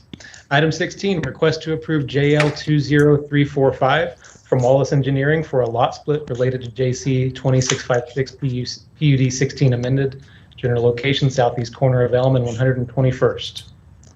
I'll make a Ms. motion Hilton, to kick us off. make a motion to approve item number 16 unless Mrs. Hilton wants to add further comment. Sounds straightforward enough to me. I feel good with the comments that have been made. Okay. I'll second that motion. Thank you. Let's vote. Box, Yes. Dyke, Yes. OJ, Yes. Lynn, Yes. Murray, Yes. Isbell, Yes. Mary Lee. Yes. Good to see you, Mr. Beach. Thank you. Thank you. It's good to see all of you. All right, we're on to item 17, request to approve resolution number 711, a resolution amending the annual appropriations by $250,000 and account number 265-000-5510-032, 2006 GO bond fund transfer to Fund 32 $479,500 in account number 32577555250, 2014 GO Bond Fund Contractual Services, and $479,500 in account number 2650005510032, 2006 GO Bond Fund Transfer to Fund 32 for fiscal year ending June 30th, 2020 for Sparkman litigation fees and award for perpetual easement in the total amount of $250,000 and $479,500 respectively. Mr. Sauceda. Mayor, members of council, as we approach the end of our fiscal year, I was reviewing our books and kind of came across or noted some errors or things that we needed to correct at the beginning of or back in September related to the Sparkman case. We realized that we didn't have any appropriation in the budget for these fees. So at that time, we brought before council a supplemental appropriation to allocate or appropriate the money to pay for the legal fees for the fiscal year. And at that time, we said we could use the cash in Fund 32 and repay Fund 32 with another fund after we looked at our options. And since we're getting towards the end of the fiscal year, we kind of determined that we could use the leftover money from the 2006 GO Bond Fund to repay Fund 32. And the second piece of this is also related to the Sparkman case. Back in late July, we received a letter from the county commissioners after they had finished their review. And the letter stated that, in their opinion, that the land that was, I guess, taken, for a better word, for lack of a better word, was valued at $475,000 plus the fees. So, due to the timeliness of the case, we remitted the money using the budget in Fund 59. And after reviewing this, we determined that it would be better to have a city fund pay for these costs. So switching the expense from Fund 59, which is a JPWA fund, over to Fund 32, which is a city fund. And the expense would actually get funded using the leftover 2006 GO Bond Fund money, if that makes sense. If you have any questions, let me know. All right, thank you. Any questions from council on that? No, sir. Any motions? Motion to approve. Second. All right, thank you. Let's. Box, Yes. Dyke, Yes. Ogier, Yes. Lynn, Yes. Murray, Yes. Isbell, Yes. Mayor Lee. Yes. On to item 18, request to approve renewal agreement with the Jenks Chamber of Commerce for professional services relating to economic and community development fiscal year 2020-2021. I think I can do a brief introduction and then hand it over to Mr. Driscoll. That sounds good. All right. Last year when you approved the Chamber's agreement, this is the Chamber agreement to provide economic development services, community development, as well as some tourism promotion. We approved an annual agreement with 4 renewals. This would be the first renewal. The budget is the same. Last year when we approved it, we had really kind of just a simple scope of work, but we stated that on the renewal years, the Chamber would present a more detailed marketing plan and strategic goals document along with the scope of work. So this year you'll see that you have a very detailed scope of work from the Chamber, as well as the annual report that I believe has already been presented to you. And I think Mr. Driscoll can answer in more detail any questions about the scope of work or any of that. All right, thank you. Hello, Mr. Driscoll. Welcome. Good evening, Mayor, members of council. Before I get started, we have some people helping me present tonight, so you don't just to get to hear from me. First, I want to bring up our chair this year, Heather Turner, owner of Anthem Road Academy.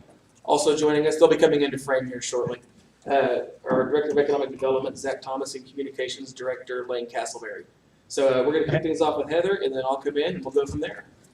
Well, hello, Very good. council. How's everyone doing? Doing all right. Welcome.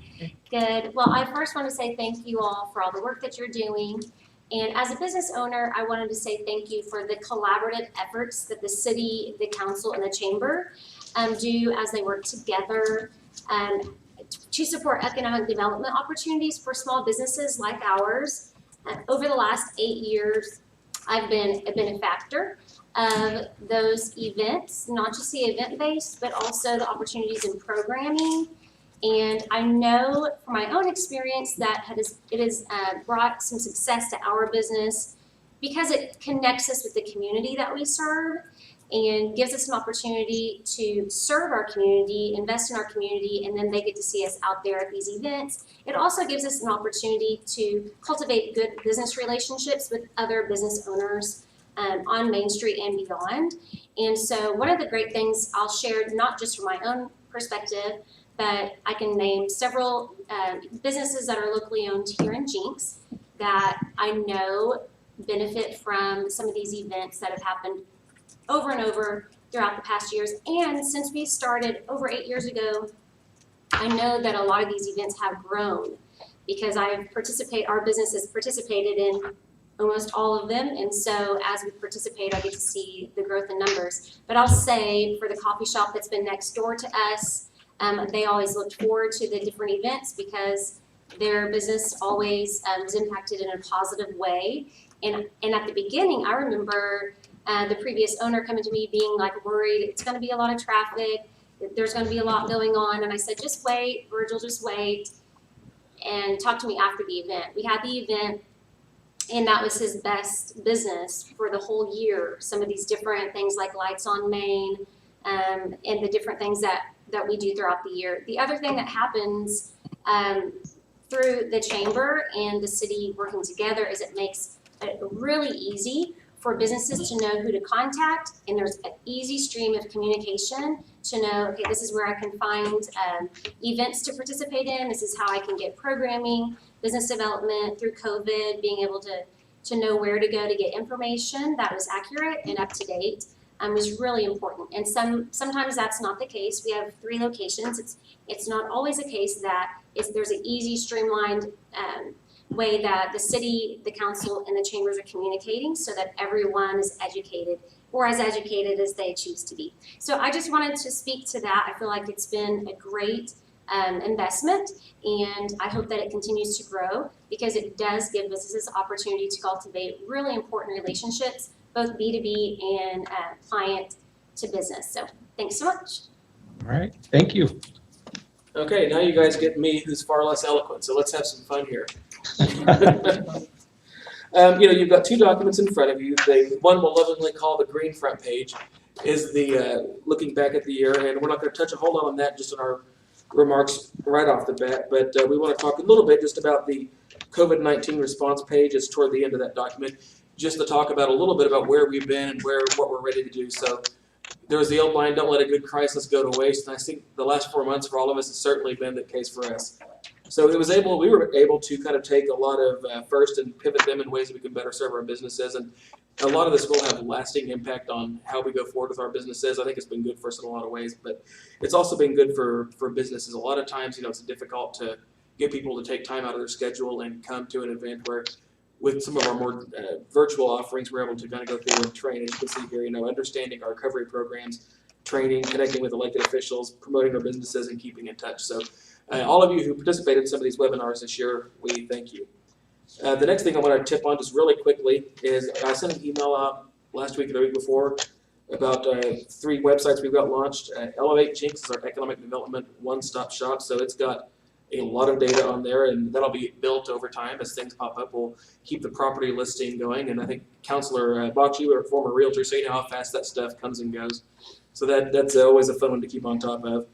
Discover Jenks version 1.0, I guess we're calling it, is our tourism website, and right now it's focused just on Independence Day and July programming. As that grows out, there'll be more robust calendars. We had a great meeting today with the aquarium, city, and representatives from the school on what that looks like going forward, so we can bring people to Jenks, capture outside sales tax dollars, so it's not just those of us who live here spending money. And last but certainly not least is sharklahoma.com. This is our second year with Sharklahoma, and it's pretty exciting that this event's going on, although this is our second year and we've got a new challenge. Last year we had catastrophic flooding. This year we have a global pandemic. So we're excited to see what next year brings to us. Moving forward to the orange front page document. This is for this year's thing. So you'll kind of look there. It talks about the 3 brands again there in the beginning. But to talk about one of our big projects that we're in the middle of, I'm going to have Zach Thomas come up and talk about our business retention and expansion plan. Zach. Counselors, good to see you again. Mayor Bobby, good to see you as well. See you. Just want to start off. Thank you all for first off your service to the city. I know last year with the floods and now with the pandemic, it's been pretty tough and stressful. So thank you all, as well to everybody working for the city. We really do appreciate that. But we'll start off, talking about our BRE program, or business retention and expansion. Everybody loves new businesses coming in. However, most of the growth that we'll see with jobs is from our current businesses. So through that program, we'll really focus on us helping those existing businesses either looking for property if they're trying to expand, or making sure they're going through the processes with the city in terms of applications and whatnot. So part of that we'll be using it's called Executive Pulse. It's a website that allows us to track that data to see what businesses are doing, how they're doing, how many jobs have been created or lost, how much revenue has been coming in. And that is part of Tulsa's Future, which we partner with, and it's a regional partnership, and so they have provided us with that software. As far as the structure goes, for the actual program, we're looking into either using volunteers, roundtables, or even a committee, or a combination of those, or 1 or 2 of those, because part of the issue is, we have a lot of businesses and there's only one of me, and trying to reach every business is something that we hope to do. So we're looking into what would be a good outreach to help survey and gather more information as we move on with this program.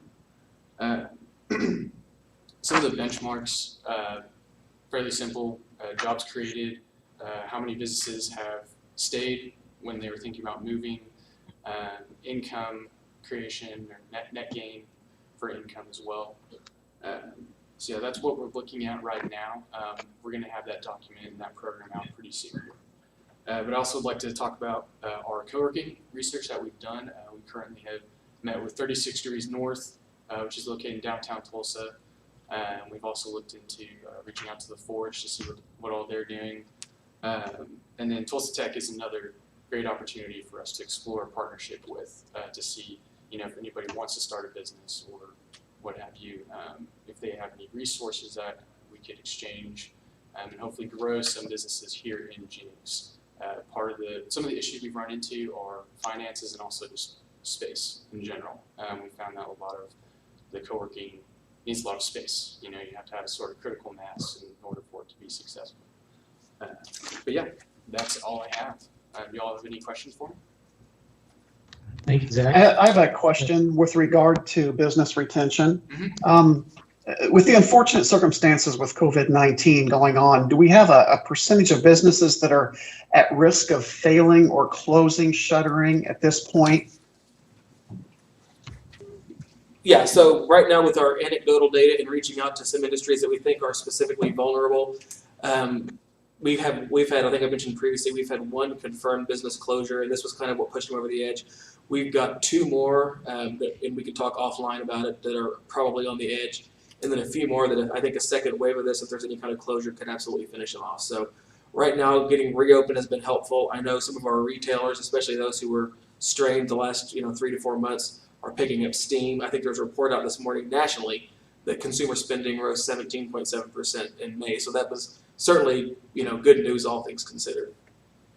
Something I want to point out too on BRE, where this comes in handy, was I think most of us remember when Kimberly-Clark around the globe was shutting down some of their factories, keeping our conversations with them going forward is important. That way, they wound up for us building, a huge multi-million-dollar expansion. But it helps us get in front of them and know when there are problems coming up. And it's not just Kimberly-Clark, it's retailers, it's office spaces. You look at our daytime workers, it's not the sexiest issue to talk about, but as Councilor Lynn and I have talked about recently, daytime workers help feed our restaurants and retail, and they help us keep those guys open. So BRE is a big part of that. And then something on co-working spaces that I wanted to mention, just, it's not just something that's flashy and fun, but it's about building the next generation of entrepreneurs and successful businesses at Jenks. It's helping us find the next Los Cabos, the next Tedford Insurance, the next First Oklahoma Bank, or somebody like that. So finding ways we can partner and maximize resources and do that is really important. Something I want to mention before we get over to some other projects are the legislative project for us. We'll probably be reaching out to council to help us with this, is working with our legislators and working with the State Department of Transportation related to the Highway 75 Main Street interchange.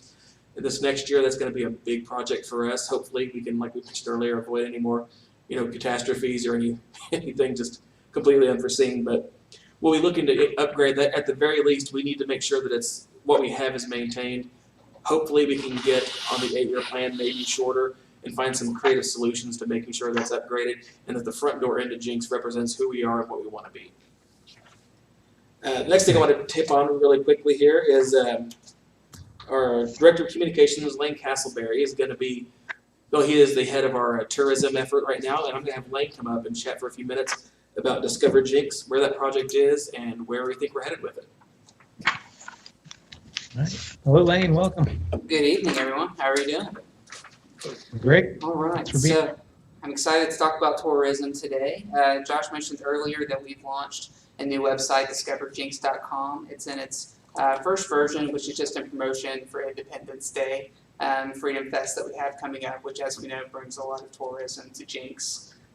Here in the near future, we're going to be fleshing out more content, more blog posts, lists, things that will be notable to tourists and good information that they will have available to them.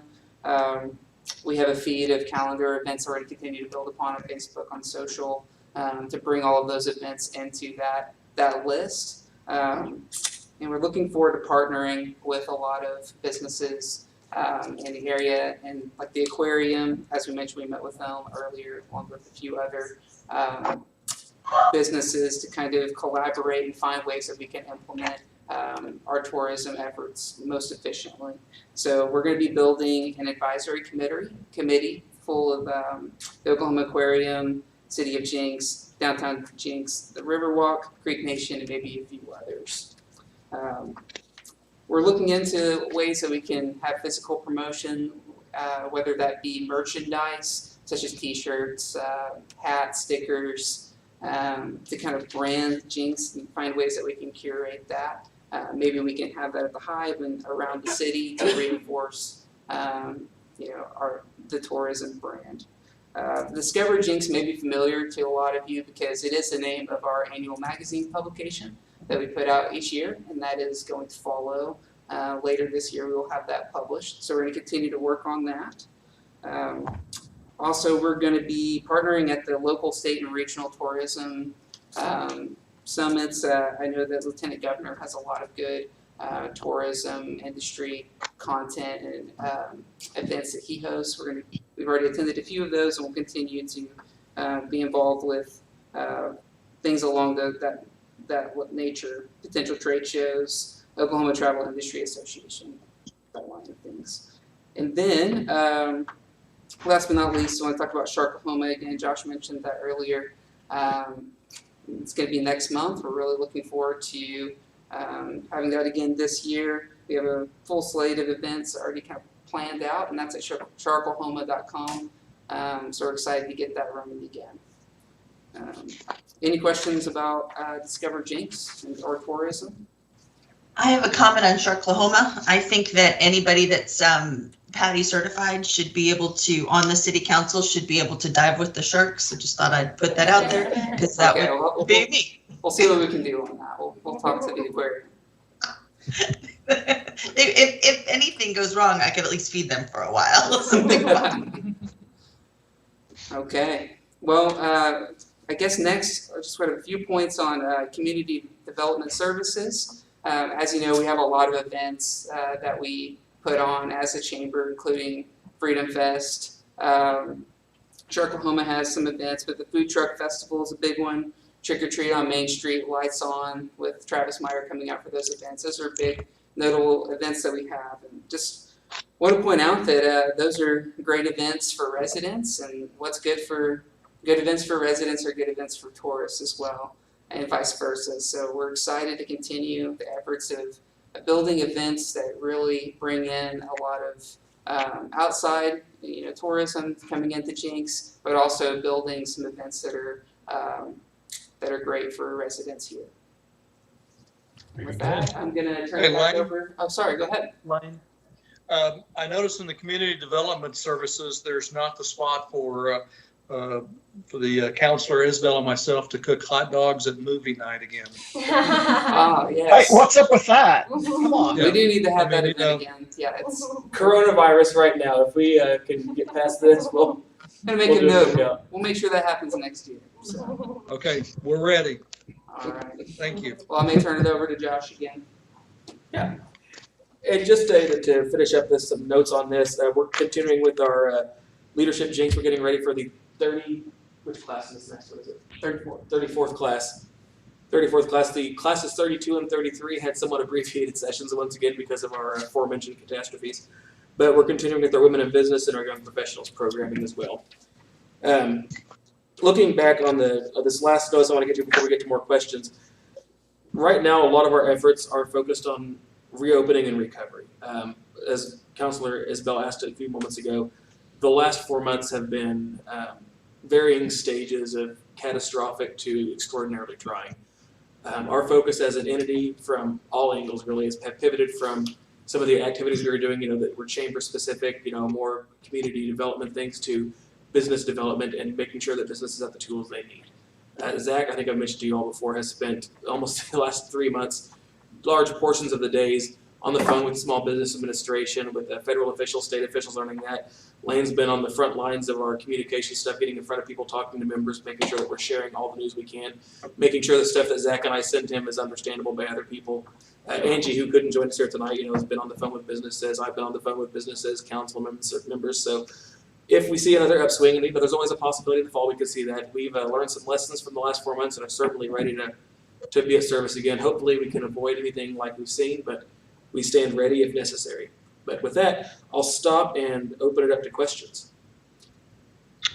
Thank you for this, and thank you for all you guys do and ladies do in general, and definitely for everything you've done in the last few months. It's been really something to see you all jump into action like you have. I can share that Councilwoman Dyke actually gets the gold star for finding the 2 typos in the document, though. I just wanted to prove to him I read it. I would also like to say thank you for all the work you've done with the businesses in the last 4 months. It's very important to, if you can help them emotionally, let them know that you are there. Reach out to them, have them reach out to you. I think that's very important for the community. And I do have one question, though. I see your plans for the next year. I'm a numbers guy, and I want to be able to measure success at the end of the next 12 months. How can I do that? I'm just open for the discussions, trying to figure out if we've attained all that we wish to achieve in the next 12 months with regard to, there might be things we can't achieve and the reasons why we weren't able to achieve those. So like I said, I want to be 100% complete at the end of 12 months. So I'm just trying to figure out how we can best measure performance over the next 12. Yeah, I think that's a fair question. I think what we can see on a lot of these things as we continue to build, and I think it's important to remember that we're building this entire effort from scratch. So we're kind of learning as we go through. Last year was we worked with Jim Frame, and you saw that early on in the document. That was kind of our guiding document. The beginning of 2020, the beginning of 2020 was supposed to be our metrics building, and that kind of turned into the COVID thing. But I think the way that we're going to report, the way we're going to be reporting back to council is going to be what you've been seeing, in addition to counts on, calls we're working with, case, kind of casework you see. I think, the fire department, police department, you see the number of calls they're doing and what they are and what the outcomes are. Our reporting is going to be mirroring that a little bit more than what you've been seeing, especially the last 4 months. So that'll kind of give us a baseline of what we're looking for. And then as we go month to month, I think, it's something that's important to note when we're here, when we're having these conversations, even if it's not at council meetings, asking those questions, where are we at on XYZ product, or we're seeing that our call volume maybe isn't what we thought it would be. I think those are very fair questions and something we're certainly, and I don't want to speak for our board of directors, but I think it's certainly something we want to make sure that we're holding up our end of the deal in responding to council needs, not just every year, but as they arise. If that gives you it's an answer to a question. I don't know if it's the answer to yours. No, I mean, just the simple fact that you're trying to attain or achieve the goals set forth is a good starting point. Yeah, and I agree. I think that the metrics, establishing metrics this year will be very good in terms of, I think we talked last year about, building a plan, building, reporting, making sure that we're being transparent about our processes. So, end of this year, beginning of next year, it's going to be important to start establishing baselines for growth or continued success. And Josh, this is Corey Box. I think Gary's question was a tough one, but you answered it really well. And I certainly appreciate all the quality and the content that you put into this presentation compared to last. If you can just find a buyer and a new owner for Juanita's, we'll call this whole thing a big success.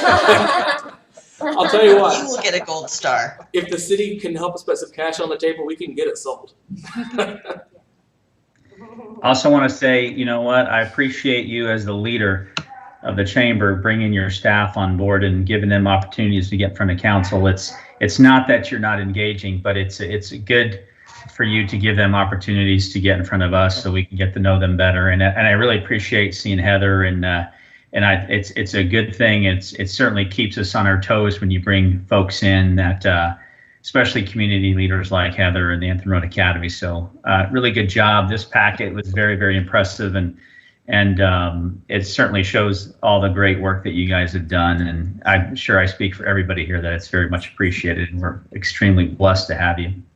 Yeah, and I think Heather said it best, and I think those of us who've been able to travel before everything happened, Jenks comes in, our partnerships are strong. Councilwoman Dyke, right after she got appointed, got to go to the day at the Capitol with us, and it sends a message that the city and the chamber are such strong partners and have so much dialogue that make sure that private sector and public sector are aligned in their vision that we want to see progress and growth, and we want to see our community succeed.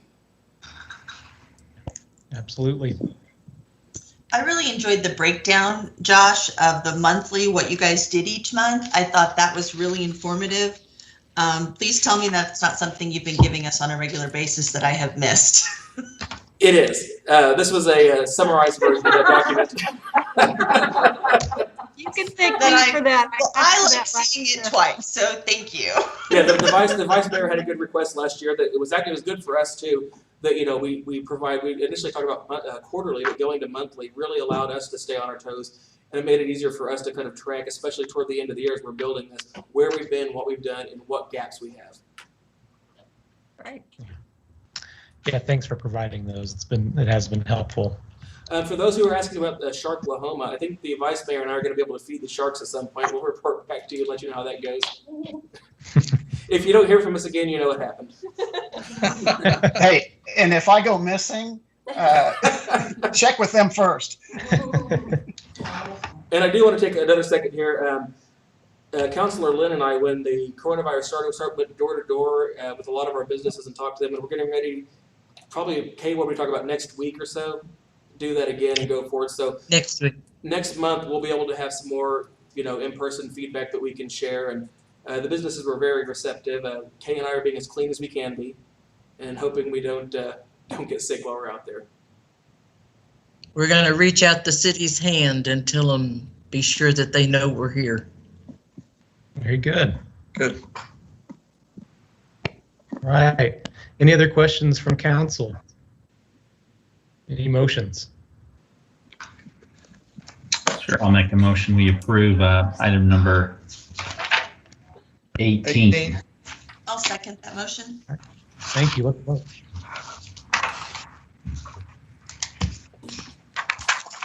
Cox, Yes. Dyke, Yes. Ogier, Yes. Lynn, Yes. Murray, Yes. Isbell, Yes. Mayor Lee. Yes. Thank you again, Chamber. Thank you very much. And if you guys like, we can sit here and talk about decibel levels if you're interested. I have a lot of thoughts on the matter. Please, no. Is that okay? Can we pass? I think Josh is good at decibels. You should have been excused for our conversation on that. We would love to hear from you. All right, next one. Item 19, request to award bid for construction of a B Street sidewalk project, Elm to 5th Street to Magnum Construction Incorporated, Broken Arrow, Oklahoma, in the total amount of $447,978. Funding is included in the current fiscal budget and Jenks Vision Tax Projects Fund 33750-5393. Mr. Robinson, welcome back. Mayor, Council, this is the B Street project that everyone's been waiting to hear about. We first hired professional engineering consultants, also known as PEC, back in April 2018, and we had a kickoff meeting in May of 18. And it has actually taken this long to get the final plans in and to have enough discussion with the railroad that we could move to bidding the project. If you turn to page 206 of your PDF. Sure. Well, we'll do it with that. Page 206 is the start of kind of the layout of the plans right at the Tulsa Library entrance. I'll let you guys catch up.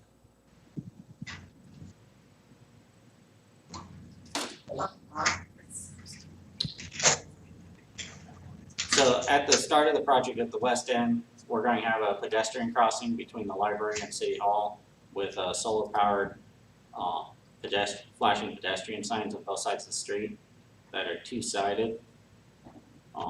This is for visibility when pedestrians cross there between the library and City Hall.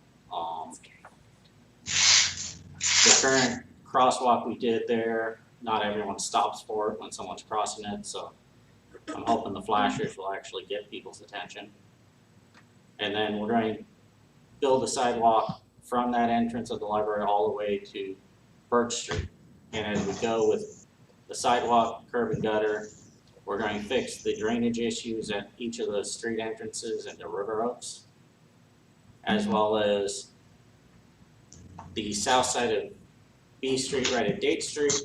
The plans show the original design that was intended before the employee parking lot came up as a discussion point, and we'll kind of modify it as we go along in construction to match what we have planned for the employee parking lot. When we get to the railroad crossing, and this is what's taken all this time, the Union Pacific owns the line. It's leased by Tulsa Sepulpa Railroad, and Tulsa Sepulpa Railroad has to hire the contractor to do the actual physical crossing at the tracks. And we'll end up paying them. But it has to be a Union Pacific approved contractor hired by Tulsa Sepulpa. So it's a little confusing there, but they'll be able to do it during the project as a kind of a separate deal. And then past that, we come down to Birch Street there, and we'll put a crossing there to get over to the high school sidewalk. And proceeding eastward, we're going to put a flashing signal, pedestrian signal again, right at kind of where all the students cross currently, mid-street. It was one of the things that Jenks Public School asked about when we got the easement from them for putting the sidewalk on part of their land right at their parking lot. Was they wanted a clear crossing for the students because the students are going to use that place to cross no matter what, apparently. So it will at least give drivers some, warning when students cross there, as long as they hit the button.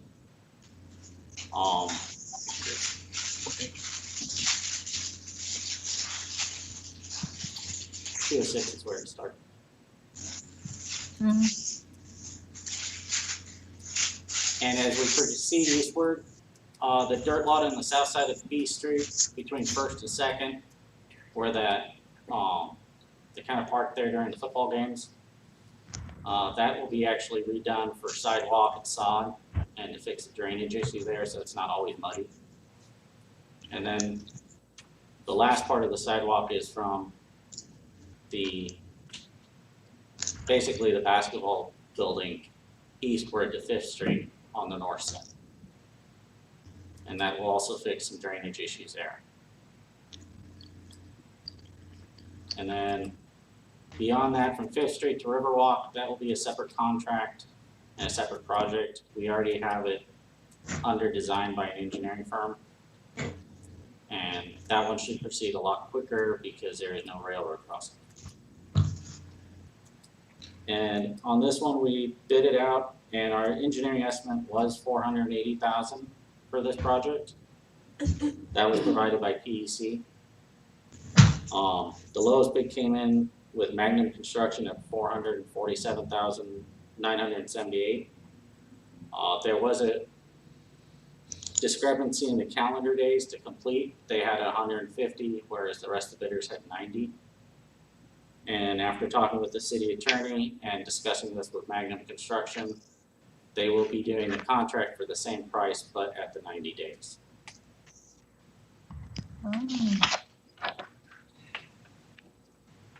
So staff requests award of this project to Magnum Construction in the total amount of $447,978. And it's going to be funded through the current fiscal budget of 1920 in the Jenks Vision Tax Projects Fund. All right. What did you say the timeline was, Chris, As far for the as contract? it will be a 90-day construction. 90. 90. Okay. There's the plans right there. And do we have a ballpark estimate of the subcontracted work at the railroad tracks, what that's going to cost? Any idea, ballpark? Initially, they estimated at $15,000, but I have not talked to those contractors. This was from the vice president of Tulsa Sepulpa. Okay, all right. That sounds reasonable at this point. It could be more. Sure. I won't know until I have those numbers. I asked for a ballpark. All right. Well, very exciting to see this moving ahead. If there are no other questions or comments, I'd entertain a motion. I move to. Motion to approve. Motion to approve, and I will second, because I can't form words. Thank you. Let's vote. Box.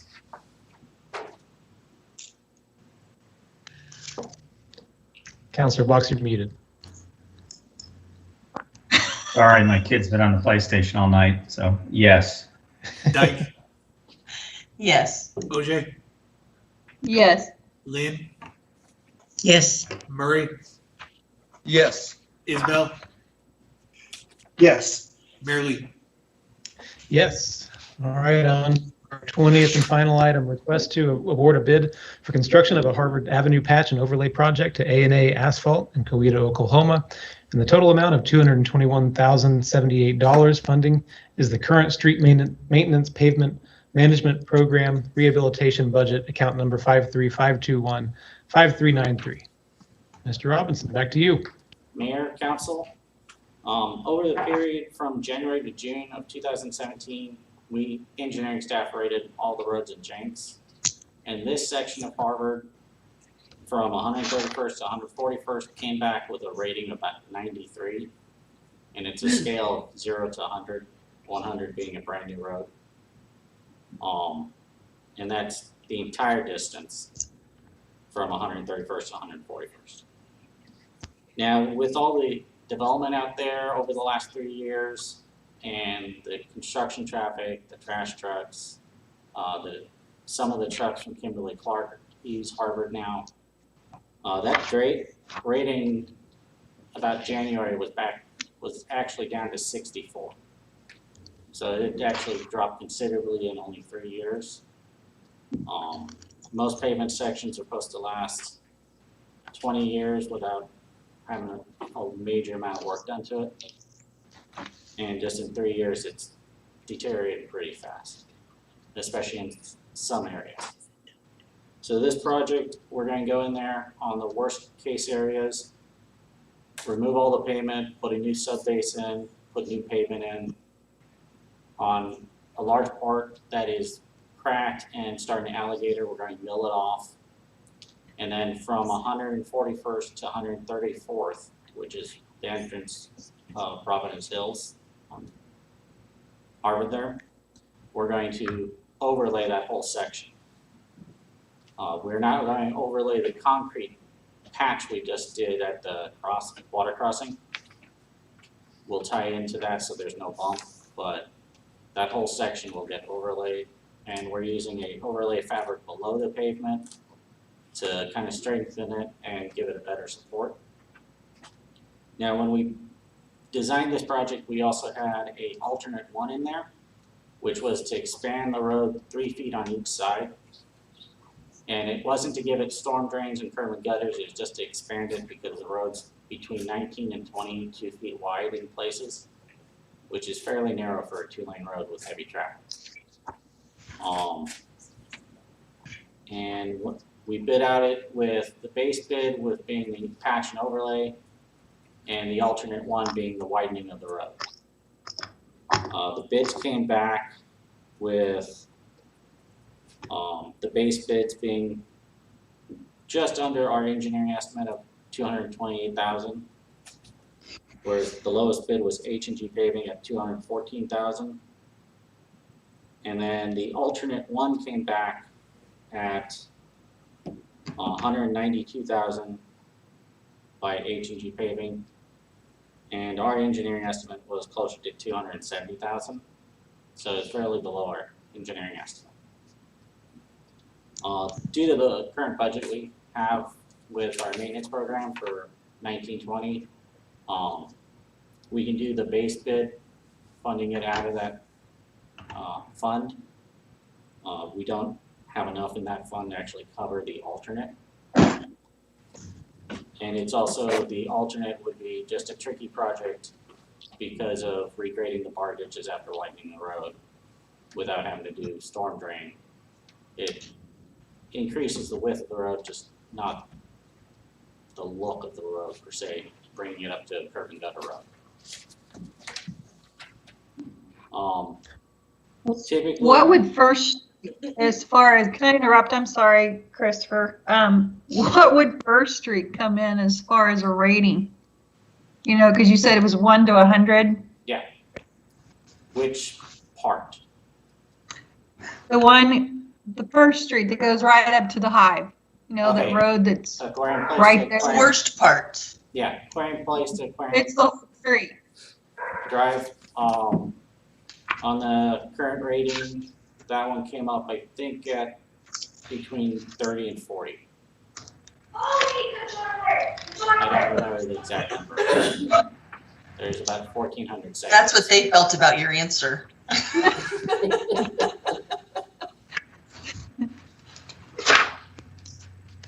30 and 40, and this one's 63.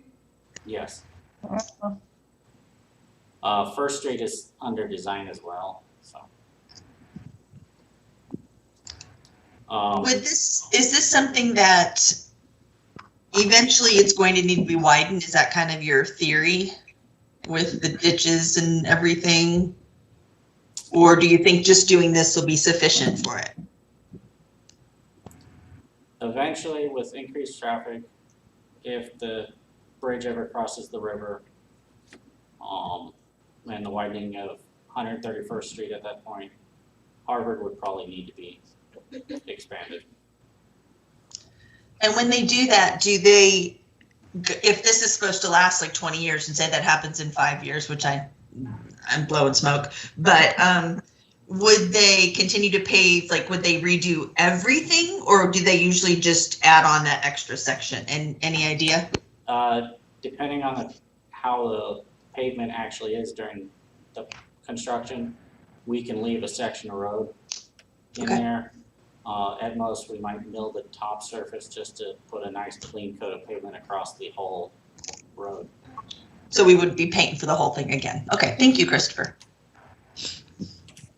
And with the fact that there is still a couple of developments that are moving into Harvard area between 141st and 131st, is this something that you would wait until after the majority of the construction starts, or is it something that needs to be immediately? And with the construction, we're going to be looking at a lower scale in a couple months again or something, or how do you do that? So back in 2017, it was anticipated that it should have made it just fine with all the new construction, but it has deteriorated much quicker than expected. If we don't do the project, the road will continue to deteriorate, probably at the increased speed. And then instead of just having sections that are patched, we'll probably be looking at a more full reconstruction. Thank you. What do you anticipate this will expand the lifespan of that section? Yes. Are we looking at, I mean, are we looking at 3 years, 5 years, 8 years? With the fabric with these improvements?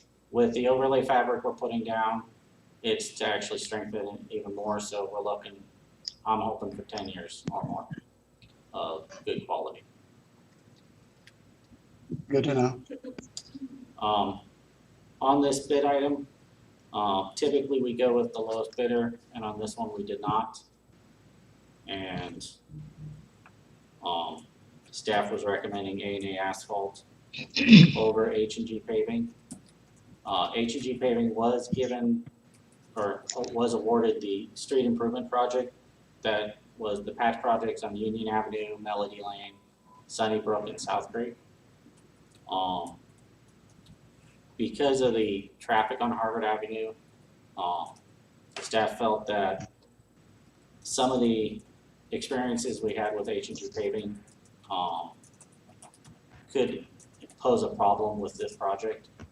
The main one was we stressed that notification had to be given to staff anytime they moved to a new location or started work at a different location.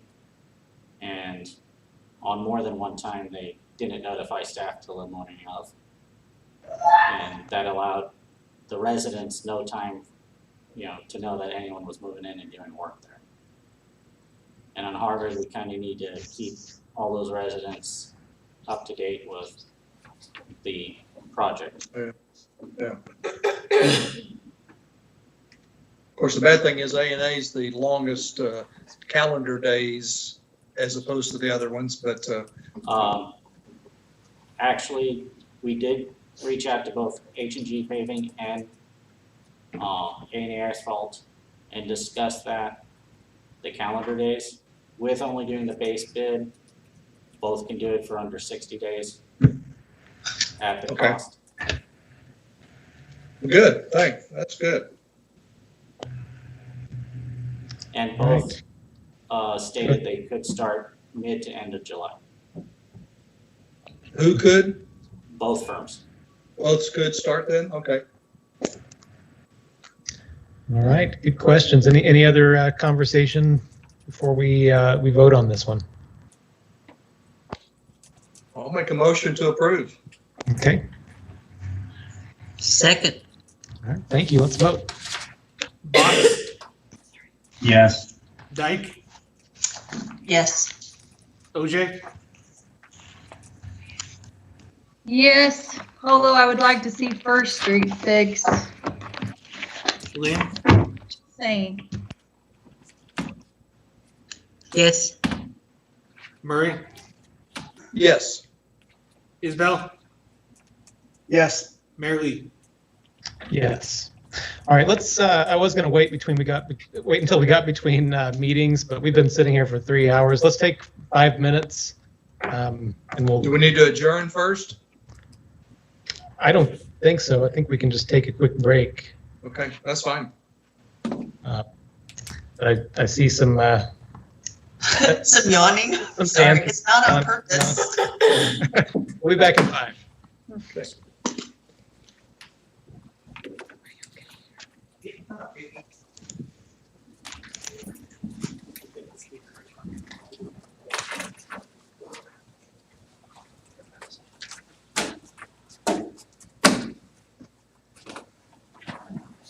Heather, I'm glad I get to see you face to face. Yeah.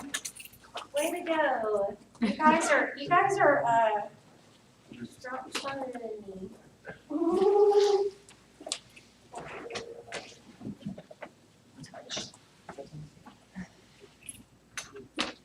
Good night. I don't want So is the end of that meeting. I don't want to say mean things to you, but I'm about to.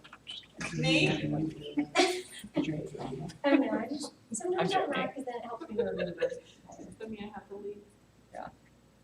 Do you need an escort? Do you need a ride home? I might. Yeah. I might need an escort. But I'm not sure who's good for What's group?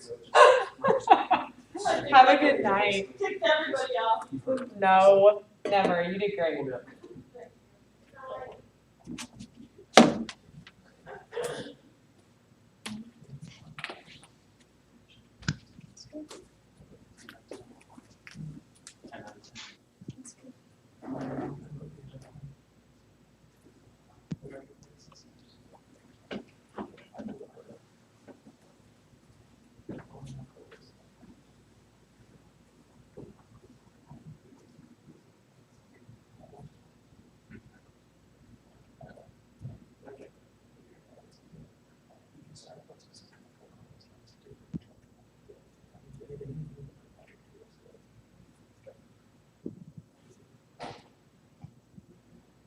I thought it was cold here. I'm freezing. I'm like so cold. You think one of these Over gentlemen, there you think it's one of these more gentlemen cold. would share your jacket? I know. You see how hairy my arm is already? No. I have really hairy arms. I just have blonde hair. You guys haven't noticed. You probably have noticed. You're probably talking about it while I'm gone. But You're right. do you Second guys she walks see out. Heather's Forearm.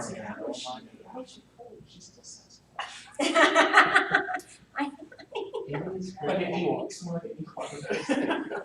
Like, I know. It wasn't as bad like over here. No, the Because vents there's are no right. vents over The here. vents That's are why. there. I went over there. I was literally shivering. I'm like, okay. But yeah. These are, which I was in a board meeting for this too, and it went really long. I think you were jacket today. It was just, I think there's just so many things going on too. Especially if you're not. I mean, not foster for so. There's so many times that Like, I've had to restrict this. What are you guys? No, it's okay. No, it's No, she's really gonna, okay. she's gonna complain about No, I'm this. not. No, it's okay. It's just literally, I should have wore it as thank you. I won't mess up You your like how she brand new purchased it? jacket. I don't know if it'd do much. No. Yes, please. Oh. Thanks, Lily. Yeah, you're welcome. That's a nifty jacket, I like that. It is. Nice jackets, guys. Good job with your spring jackets. I should know. I'll know next time to bring the cardigan. You always layer up. I just come from ready to freeze. It's like super cool. Gary, is it cold at your house? No, it's not. And Heather, I think you did fine. Don't worry about it. Gary, it's freezing here. I know. That's why we talk don't to go you in. about that. It's freezing in my house too. I want to complain about how it's 60 degrees in here. Well, you should do that. You should turn it up.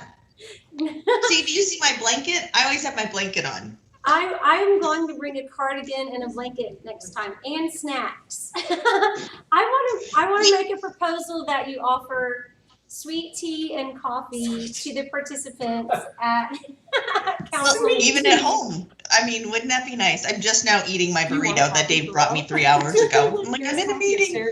No, it's okay. Well, Heather, know that we won't be offended if you leave. You can go home.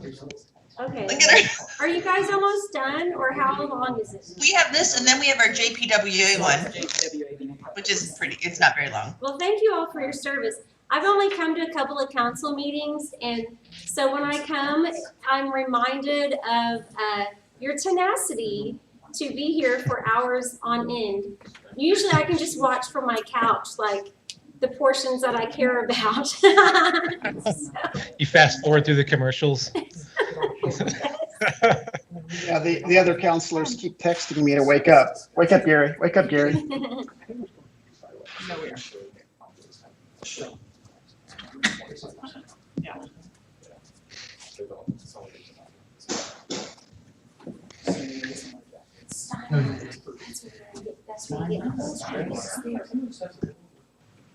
like it.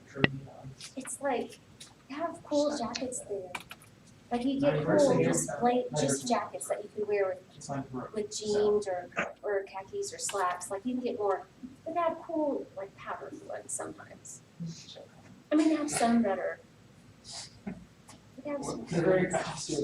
Barely, I'm back. I just am eating dinner. Like this, or something like this, you can get it styled. I know that a friend of mine would have You know what I mean? bought one for Christmas. They're just not always the plain ones.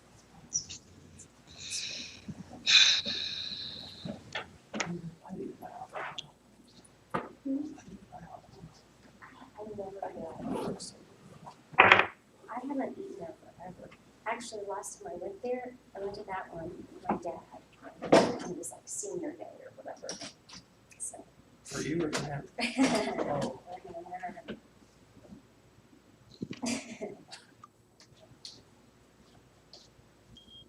We need to do DC. I was supposed to go to Costa Rica this week. I don't need to hear yourself. Guys, I'm supposed to be in Costa Rica. This is not as good, but love you. We're really close. Literally supposed to be. I bet we have like a fake plant somewhere we could bring in here for What you. happened to those plants that used to be in the lawn? Yeah, drag one in here for you. It's okay. We'll do a photo op. I'll sit here and freeze and, You guys are troopers. Okay, I think we are all back. It is 9:07 and we are back together just in time for the city manager's report. Mr. Carr, are you delivering this one? Well, there's not much to say. City manager's on vacation and I'm not having any additional information to add to his unwritten report. So we can move on from there unless somebody's got a question. That's awesome. Figured you would like it. Somebody would anyway. All right. Well, thank you for keeping the trains moving on time. Well, we try. All right. Mr. Carr, weren't you going to talk about the funding for Elwood? No, I was going to tag on to your report. Oh, okay. All right. Okay. Mr. Mayor, please But continue. I can talk about that now if you want me to. No. We'll combine them, I guess. All right. And this is, I think you're talking about the next item, the INCOG project updates. Yes. Okay. Yes. So let's, if no one has questions for Mr. Carr, we can move on to item 2. All right. INCOG project updates. Mr. Carr and Councilor Isbell are going to tackle this one. Thank you, gentlemen. I'm going to start with a public service announcement. The 2020 census information, as of yesterday, only 70% of the citizens in Jenks have been represented in the 2020 census. And with respect to that, we are leaving on the table approximately $1,700 per person in funding for transportation, community and economic development, senior services, education, and health programs. And that's what INCOG is all about. Everything I listed right there. So if anybody asks you about the 2020 census, by all means, have them fill out the information so that we can get adequate funding for all of these items. I do apologize. I was unable to make the last INCOG meeting because of a work conflict. It was last Tuesday, the 9th. And I'm going to go over a few of the items that were in the agenda. And if you have any questions for me, please direct them to me and I will get the information and the correct answers. One of the first things that was on the agenda was the air quality report. The 2020 ozone season has started, and they keep track of all the information and give us reports on a monthly basis of Tulsa areas in Tulsa where ozone is a problem, and compare that to Oklahoma City and other cities in the state, as well as cities in other states. So kickoff of the air quality report is important for NCOG. The transportation program was discussed in depth. The 2020 Transportation Improvement Program, U.S. DOT, Department of Transportation, is helping with fiber enhancements in Midtown Tulsa on Peoria from 11th Street and 21st Street corridors. The 2023 Urbanized Area Surface Transportation Program received 16 applications for street improvements, totaling $26 million. 5 were recommended and approved for projects in Bixby, Broken Arrow, Jenks, Tulsa, and Wagner County. Those are street and bridge improvements. With respect to Jenks, I'll turn it over to Robert Carr. Okay. I guess I'm being the color commentator here. Yeah, we had submitted the third phase of the Elwood project, and we actually got funding for that. So now we've got all 3 phases funded, even though this award is for a few years down the road in the federal eyes. NCOG says that once we're on the list, we can do it. So we're moving forward. Right now, we're doing right-of-way acquisition, and we'll keep moving forward on that. And after that's all done, we'll do the utility relocations and get them started on the project. Hopefully, the timing won't be the same as doing Elm Street widening. So if it is, then we might have to delay it out a little bit. Yeah, that program, like I said, there were 16 applications from various cities for $26 million, and they awarded $12 million for these 5 projects. The next item on the agenda is the Unified Planning Work Program. With respect to urban transportation planning activities in Tulsa transportation management area, that's where they take a look at the entire community and make sure that the infrastructure is there for roads, trails, bike lanes, etc. There was also a discussion and a resolution for Federal Transit Administration Planning Grant, authorizing the Executive Director of NCOG to file a grant agreement with the Federal Transit Administration to secure funding. That just paves the way for them to file for grants with respect to street and road improvements. They finalized their certification statement in cooperation with ODOT, certifying that all work performed in the previous calendar year, is in compliance with federal and state laws and regulations. NCOG is responsible for making sure that the money and projects were done correctly and completely. Let's see. There were discussions on the Area Agency on Aging Older Americans Act projects, and that's a heck of a title, for the acronym there. In conjunction with the Tri-County Council on Aging, they awarded $3.2 million in funding for the Tri-County Council, Tulsa, Creek, and Osage counties. And look at Kay, she's all smiling ear to ear on that one. This funding pays for food delivery in the 3 counties, healthcare, transportation, legal assistance, and associated caregivers support. Kay, would you like to add anything to that? No, I can tell you that Reagan is the director of that, and they really do like Jenks because of Terry, our director of our senior center. And so they really do look at us and to help us in any way that we can, or that they can help us. And instead of doing all the aging stuff, we all laugh at meetings. We call ourselves AAA. The Area Agency on Aging, AAA. There you go. Okay. The next item agenda was the ratification of contracts to provide for services in the next year. They have allocated new funds to put the Greenwood Historical District on the National Register.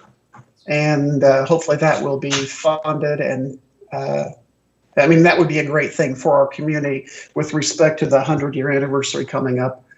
The contracts also included funding for nutritional programs, including Families First Coronavirus Response Act. There were several contracts put in place to administer funds for the coronavirus monies that were allocated by the federal government. The contracts also included Broken Arrow Seniors, Pure Area Senior Citizen Club, and nutritional services incentive programs for people of all ages. The continued ratification of contracts included the 911 mapping and master street agreement through the metropolitan area, hazard mitigation plans with respect to the ongoing floods, the Metropolitan Environmental Trust contract, and as well as miscellaneous contracts for bikes, trails, and pedestrian path. I can't talk. Pedestrian path improvements. Are there any questions with regard to INCOG? And I promise I'll make the next meeting and have more details for you at that time. Let me say. What? The last thing you were talking about the pedestrian trails, they have a regional wayfinding plan that they've put out, trying to get a set of signs that everybody will use, the same kind of signs and throughout the region, which I think is a real good idea. At least then somebody from Jenks might be able to find their way to another place in the region and vice versa. So unfortunately, they released this after our budget process was over with. So we don't have money put aside for it. But as we start doing some trails, then we'll probably be expected to use their regional signage plan. But it's a good idea. Yeah, my vision is something similar to all the new street signs in the city of Jenks. They would have a common signage through all the trails in the metro area. Let me comment on the nutrition part if I can just a little bit, because Sodexo, I talked to Terry today, and she's been in touch with several of the centers in regard to what they're doing in regard to safety, or if they're open, or what's going on out there in the community. Terry discovered when she was talking with me today that Sodexo's not been able to get food to the center. So that's becoming a problem out there. So let me piggyback on that just a little bit. If you know anybody that can benefit from free food, Battle Creek Church is giving it away. And let me tell you guys, I saw what they were giving away, and it is nice stuff. Go get a box, take it to somebody, go get a box and share it with somebody. That's what my neighbor did. They were taking boxes to different people. So I'm just laying that out there because it's here in our community that we have access to our citizens, for our citizens. That's wonderful. Thank you, Kay. Well, thank you, everyone. I appreciate that update. And Councilor Isbell and Councilor Lynn, appreciate you being at these meetings. And just to reassure folks, I was in attendance at the last one, so Jenks did have a seat at the table. Any more questions or comments on the INCOG report or any of their projects? All right, thanks, folks. Are there any motions to adjourn? So moved. Second. All right, let's vote. Box.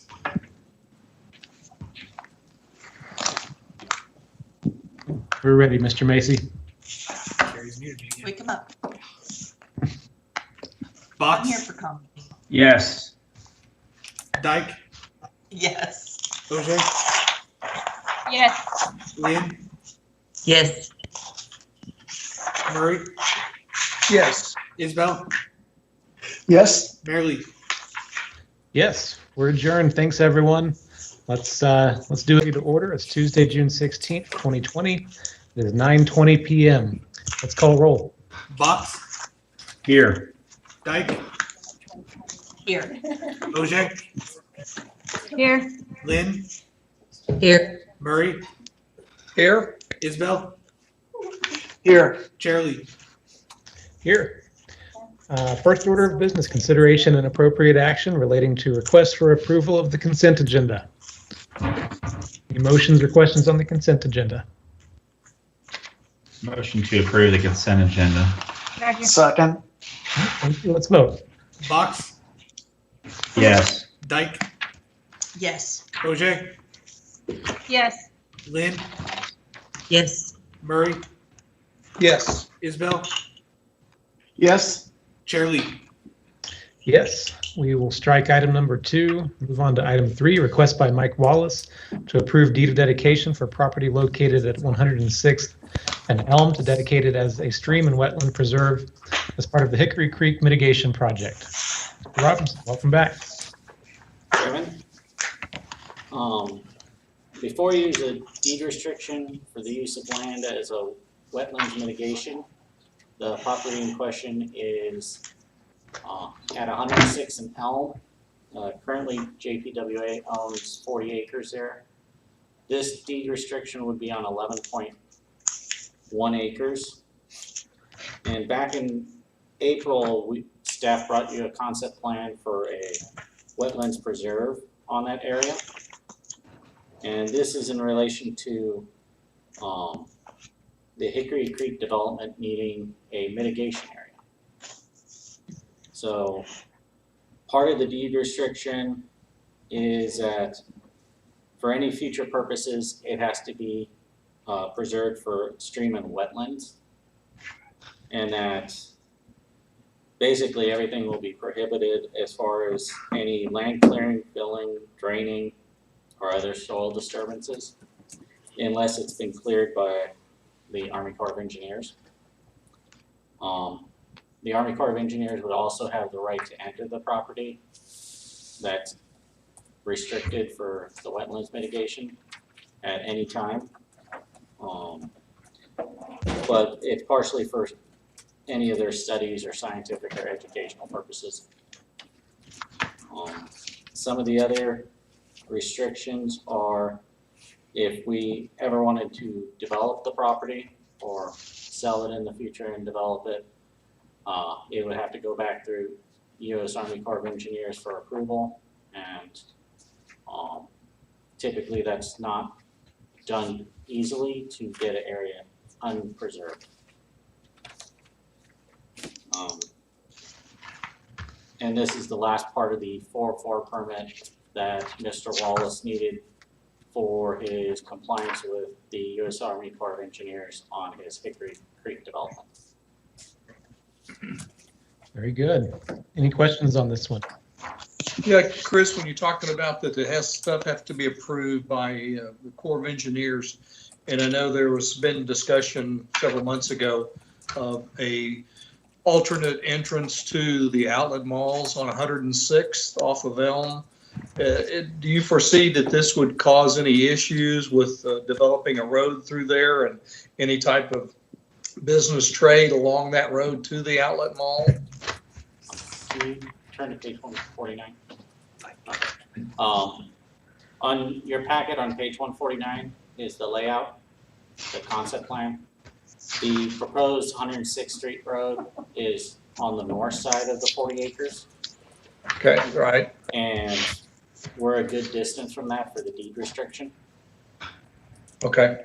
Well, I knew we had talked about it recently when Mr. Wallace had brought the proposal to us about this, and that 106 was the furthest north part of it. But the way you're talking about if it came back and we wanted to develop it, and it was almost not necessarily impossible, but nearly impossible Just with the Corps. I just want to make sure we're we're away from. That's great. Thank you. Yeah, that's just on the deed restriction area of the 11 acres. Okay.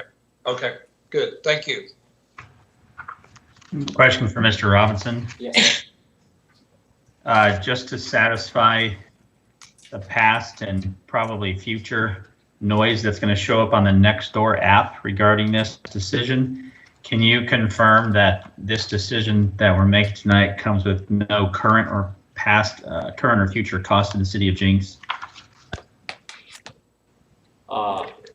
No, Mr. Wallace is the one that's going to be footing the bill for all the wetlands mitigation that the Corps is requiring. Zero cost to the city of Jenks. Yes. Thank you, sir.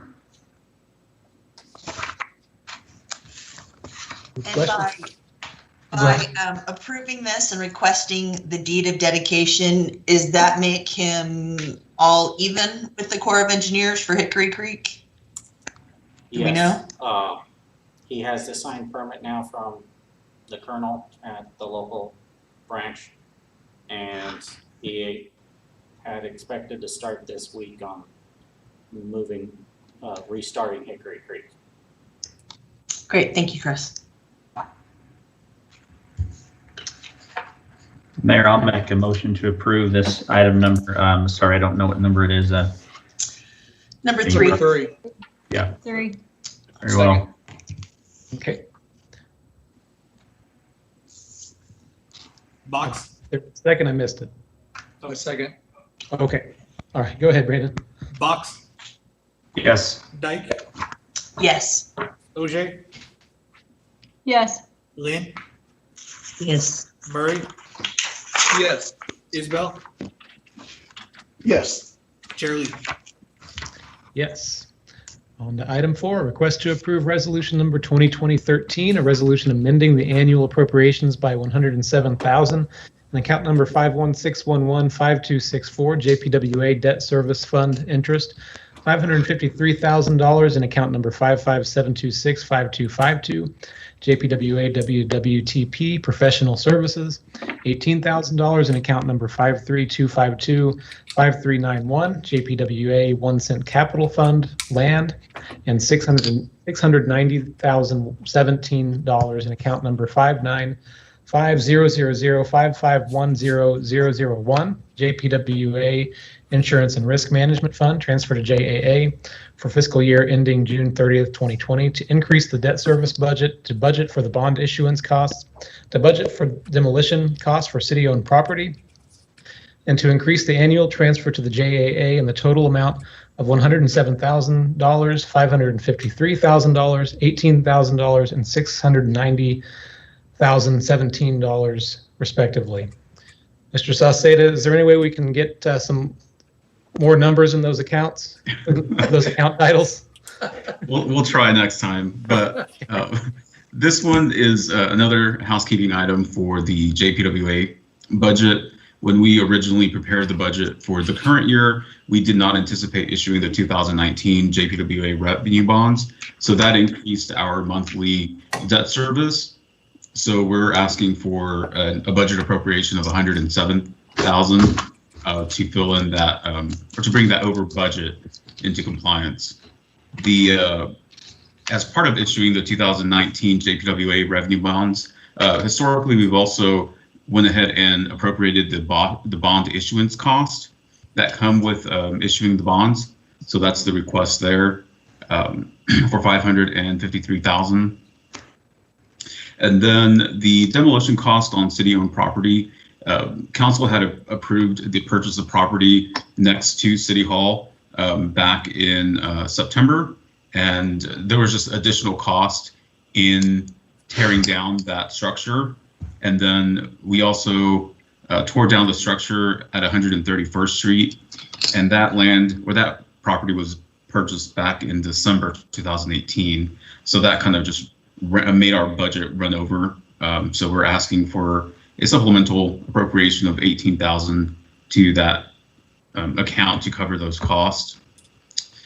And then the transfer to JAA, earlier at the JAA meeting, the board or the authority decided to table this request. So as part of approving this resolution, I would ask that we amend it to where we remove the language of increasing the transfer to the JAA until the next meeting. Okay. Sounds like a plan. Any questions on it? Until after the next JAA meeting? Yes, we will have the next JAA meeting and then they'll decide and then we can, after that meeting happens. Okay, just want to make sure, because you said the next meeting, not the city council meeting, but after the next JAA. Okay. Yes, so probably the first one in, yes, the first JPWA meeting in August. Yep. Can you, okay, can you clarify again, is that the bottom one where it would be JPWA insurance and the risk management transfer? Yes. Robert? Okay, all right. The $690,017. Okay, great, thank you. That's what we want to amend to remove. Okay. Okay. We'll have fun whoever decides to motion that. Well, I would suggest a JAA member make the motion since you guys were there. So Craig, Kay, whoever was there. Yeah. Make the motion to approve with the tabling of the $690,017 till after the next JAA meeting. I second that. All right, let's vote. Box, Yes. Dyke, Yes. OJ, Yes. Lynn, Yes. Murray, Yes. Isbell, Yes. Chairley. Yes. All right, on to other business. Mr. Carr, do you have anything for item 1? No, sir. Okay. Any questions for Mr. Carr? General Manager's report? Okay, and we'll move I have on. a question for Gary. Gary, did your briefing earlier, that was a briefing for a meeting that you didn't attend? Yes, it was. It was directly from the meeting minutes and the agenda. Okay. So And they're very detailed. You channeled your inner Bo Summers, and that may not mean much to you, but congratulations. I think I might be yeah. Yeah. No, that was fantastic. We've been curious about INCOG, so I appreciate the mayor taking our request to get those updates once in a while. That was it's really good to know what's going on outside our little bubble. Yeah, and I do apologize. I didn't realize it was a part of city council in years past, or what I would have stepped up earlier to provide information for everybody. Anything that Bo Summers attended became a significant part of our council meetings, as the mayor and Craig Murray will attest. Amen. Duly noted. In a good way, of course. Yeah. Oh, yeah, most definitely. Is Josh gonna talk again? I don't I mean sure it to hope sound so, like 'cause- that. Unless you wonderful people and Dawn without her wings behind her have any other questions, we conclude our reporting for the evening. Okay. Any questions, Brad? Go ahead, Craig. No, I was just going to mess with him on when Counselor Isbell and I are going to be able to do those hot dogs, but we have to wait till COVID's over. We'll get there. Josh. You can have us over to your house anytime if you want to make hot dogs. You know, Craig, we could always come to your house. I mean, if you really want to cook up some hot dogs, we could, It's an idea. We'll have I some have one of those long little things that give you when you take your COVID test, that put in your car. Yep. Yeah, I'm sure you could use those for hot dogs too. Okay. Sure, it's off. All right, we have fun. All right, are there any motions to adjourn? So moved. Second. And seconded. Let's vote. Box, Yes. Dyke, Yes. OJ, Yes. Lynn, Yes. Murray, Yes. Isbell, Yes. Chairley. Yes, we're adjourned. Thanks, folks.